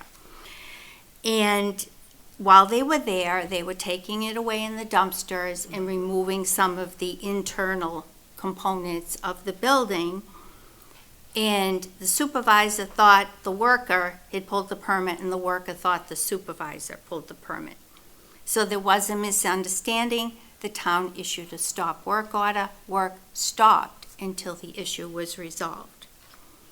The building inspector never contacted my client about this situation other than the original, you don't have a demolition permit. He never called to talk about what's the white dust. He knew nothing about that till he saw that email. The overall goal here is for the building to look like a residential building.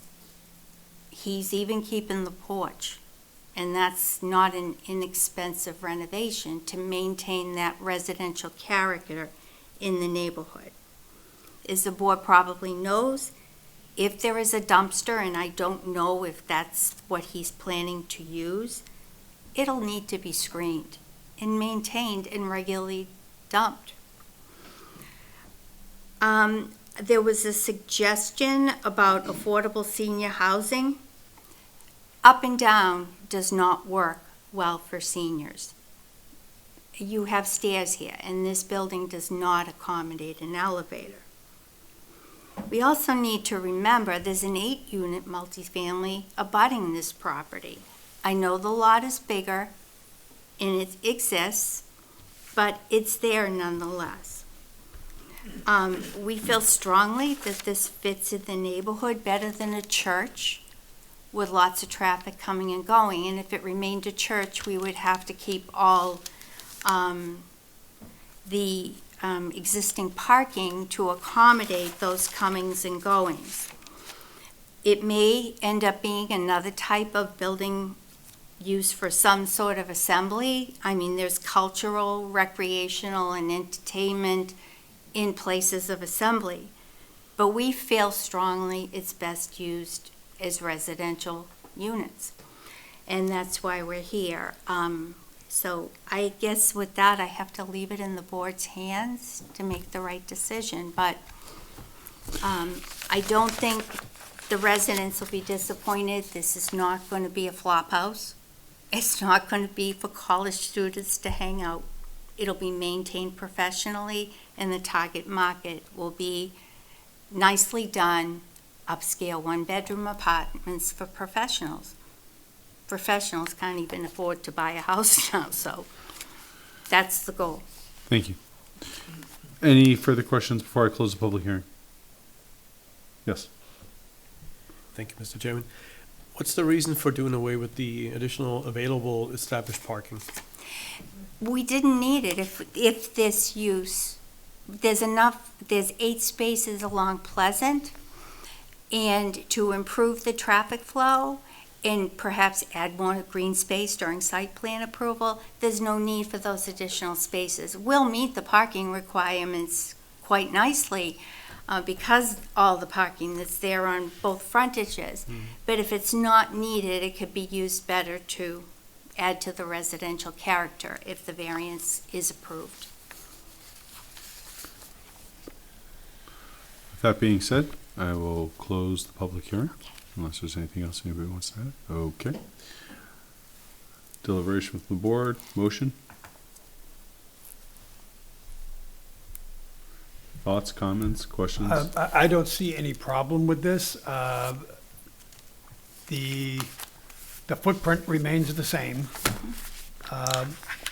They're kind of handcuffed what they can do with this large building, as she stated.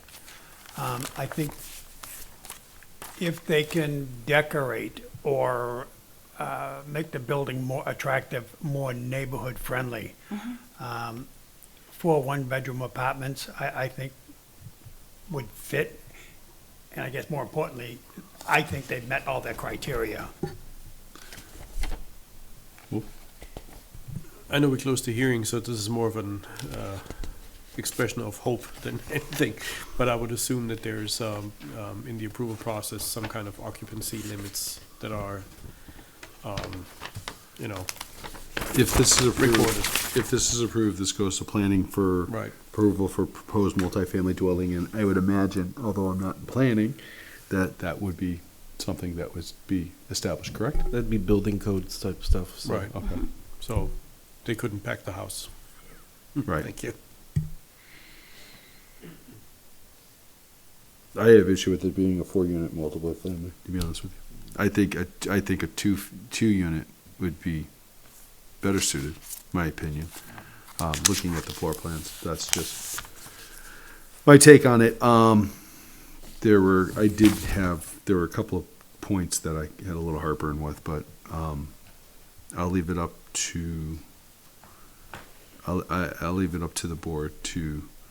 I'm not going to leave it up to the board to make the decision, but I mean, I certainly, I'll entertain a motion. I'd be interested in hearing your concerns. Hardship mostly. I mean, I understand the property is, property distinguished from others, dimension nonconformities. I mean, Merrimack's full of nonconformities. Half the properties in Merrimack are nonconforming to the structure that's on them. The fact that such a large structure was built in such a small property, I'm pretty surprised, but it sounds like it was built long before we had our building codes. So, that can understand that, but, everything, there's nonconformities all over the place in Merrimack, a lot of towns. Substantial justice, I guess. Diminished values, that I don't think I necessarily go back on. If they're going to improve the outside of the building and potentially create some more residential green space, I could kind of get behind that one. Yeah, I would say the unnecessary hardship. I think they meet that prong as far as I'm concerned. But it's not an incredible sticking point for me. So yes. I got a question about the variance. The fact that it calls out let me find the wording here, 4-unit. The fact that it calls out a 4-unit multifamily, Is the variance more multifamily or not multifamily? Or is it 4 units versus 3 versus 2 versus 10? It'd be specific to 4. It is specific to 4. It'd be specific to 4 because they're looking specifically for the lot size requirement to match 4. So the lot size for a 4-unit multifamily is 160,000 square feet. And they don't have that, which is why we're hearing this today. Are we still deliberating? If you have some other stuff you'd like to add, otherwise we can do a motion. I share your concerns that 4 is a whole lot. Yeah. However, I do also believe from listening to folks that single young professionals actually have a hard time finding housing here in the area. I know that a lot of the apartment complexes are actually geared towards at least couples, right, and not so much singles, and priced also fairly highly, right? So this could fit a market need quite nicely. And that would be, for me personally, potentially a reason to agree with it. It is still an awful lot. I agree. Do you want to make a motion? I'd like to make a motion if we're ready. I make a motion that the board finds the petitioner's responses to the statutory criteria are sufficient, proved each criterion is met, and the board adopts the petitioner's responses as the board's findings of fact, and further, to grant the variances under section 3.02 of the zoning ordinance to permit a 4-unit multifamily building on a lot having approximately 9583 square feet of land, whereas 160,000 square feet is required, and less than 200 feet of lot depth, whereas 200 feet is required, subject to the following condition. The petitioner shall obtain planning board approval for the proposed multifamily dwelling. I can't. You have to. I will second it. All right, made by Rod, motion made by Rod, seconded by Wolf. All in favor, say aye. Aye. All opposed? 3-0-0. Next step is planning board. Thank Good you. luck. All right, last variance for this evening is local infusion petitioner Inspiro Bisho owner, variance under section 2.02.3B of the zoning ordinance to permit a closed-door pharmacy use in the C2 General Commercial District. Parcel is located at 297 Daniel Webster Highway in the C2 General Commercial Aquifer Conservation and Elderly Housing Overlay Districts, Tax Map 4D-4, Lot 65, case number ZBA 2025-10. How are you this evening, sir? Good evening. Very good, thanks. Thank you for bearing with us. Time. I sit on a couple boards myself. I know it's it gets late, so I'm going to be brief. Well, why don't you give us an overview and then we can go right into the criteria. Absolutely. So my name is Matt Taylor. I'm representing Local Infusion for this project. I do their planning and zoning and building work for them. It's a startup company that does infusion work where same things you get done in a hospital setting in a more comfortable environment outside of the hospital. So they'll administer, chemotherapy, autoimmune type things. It's usually a nurse practitioner on site with oversight by a medical director as well. We have one location in Bedford right now with some infill locations proposed. The reason for this closed-door pharmacy really comes down to we don't have a lot of patient visits weekly. It's probably maybe 6 or 8 a week, but the drugs are extremely expensive, and we want to have them in a location that they're under control and not at each individual location. So they get delivered to the location as needed, and really this acts as a clearinghouse. It's not going to look any different from the exterior than it looks today. We don't plan on any signage except just a directory sign, very small, local infusion. We're not looking for, obviously, the public. The bulk of the people coming and going will be employees of local infusion. So the people walking in there are not coming in there unless they have an appointment? Correct. And quite frankly, let me even clarify that. Most of the people going in there will be direct employees of Local Infusion, picking up whatever the medication is to deliver it to the location. Oftentimes, because we're not going to be administering at this location. Oh, okay. All we'll be doing is taking in the medications. There's specific refrigeration requirements and things like that. There'll be a pharmacist who handles that. There may be an occasion if there was a resident who was close by, who was going to a Local Infusion location, they could pick up their medication themselves. It's unlikely, though. So are there, I guess, one, when you're saying they're deliveries, are we talking trucks? We're talking 18-wheelers? We're talking delivery vans? UPS, courier type things. How many deliveries a day, generally? Maybe a couple a week. Couple a week? Yeah. Sure. Not a lot of activity, and again, typically one, maybe two employees on site, and Right. not daily, by the way. And- It's not a 5-day-a-week operation. So then this is kind of lead in, I'm jumping ahead here, but this would probably be No problem. into public interest. Are there safety concerns considering the types of drugs that are going to be in there? No, they're not classified as, a narcotic type drug. They happen to be a very expensive product just due to the nature of what they are used for. Okay. It's the unfortunate pricing of some of our medications these days. But it's not like they're going to be sought after by an element that's going to want them. Okay. It's really specifically targeted to whatever the problem is, but they're not narcotics. Okay. Unless there's any questions, I'll have him go into the 5 criteria. Okay. Okay, thank you.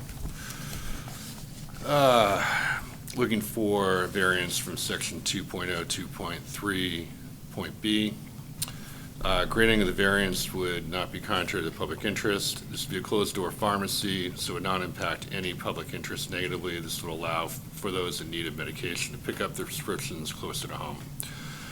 The spirit of the ordinance is observed because the ordinance simply does not allow pharmacies in this area, but we feel that since this is a closed-door pharmacy, not open to the public, the spirit is observed since this does not impact any public use.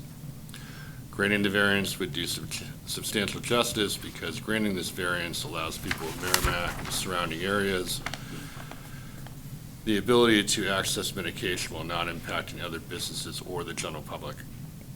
Granting the variance would not diminish the values of surrounding properties because due to this being a closed-door pharmacy, this would not change any public perception of this property or area, simply allowing those in need to pick up their own prescriptions. Unnecessary hardship. The general public purpose of this ordinance provision is to restrict the activities of any pharmacies in the area. We believe that as a closed-door pharmacy, not open to the public, we meet the spirit of this ordinance while not allowing for those patients of Local Infusion to receive their medication more easily. Proposed use is a reasonable one because it will allow those people who require medication to pick up these medications closer to their homes or be delivered. So Local Infusion, I'm not familiar with it. I'm assuming, and forgive me if this may be more plain. I'm happy to give you some insight. But I'm assuming that there are certain federal and state laws regarding housing, drugs. Absolutely. That they have to abide by. I've never heard of the organization, so I don't know. So I can just give you a quick background on it. There's a few organizations doing similar things where, fortunately, I have never had to experience it. Maybe you have, or people know you have, that have gone through chemotherapy or an autoimmune issue or like rheumatoid arthritis where they need medications on a frequent basis. You can go to the hospital, have this done in not probably so comfortable a setting. What we're trying to do is develop these spaces where a patient can be in a much more comfortable environment having it done. They can make an appointment. They have more flexibility and more availability for appointments than you would in a hospital setting. And to be honest, it's a cheaper alternative for the insurance companies over the hospitals. And So somebody who was on chemotherapy could go there and there's medical oversight and Correct. all of that that's there. So, okay. Yeah. And this pharmacy will be licensed by the state of New Hampshire. It's not like we're just opening this location. Obviously, we have criteria we have to meet to operate that, to receive these medications and distribute them. Okay.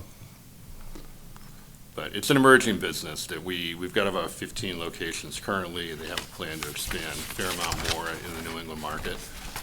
This is a great location because it can serve a pretty large area. But also, it's not going to be a long-term location for us. I think it'll probably be, in the 2 to 3 year realm. Oh, really? Yeah, so it's sort of a temporary arrangement for us until we come up with something more permanent. Okay.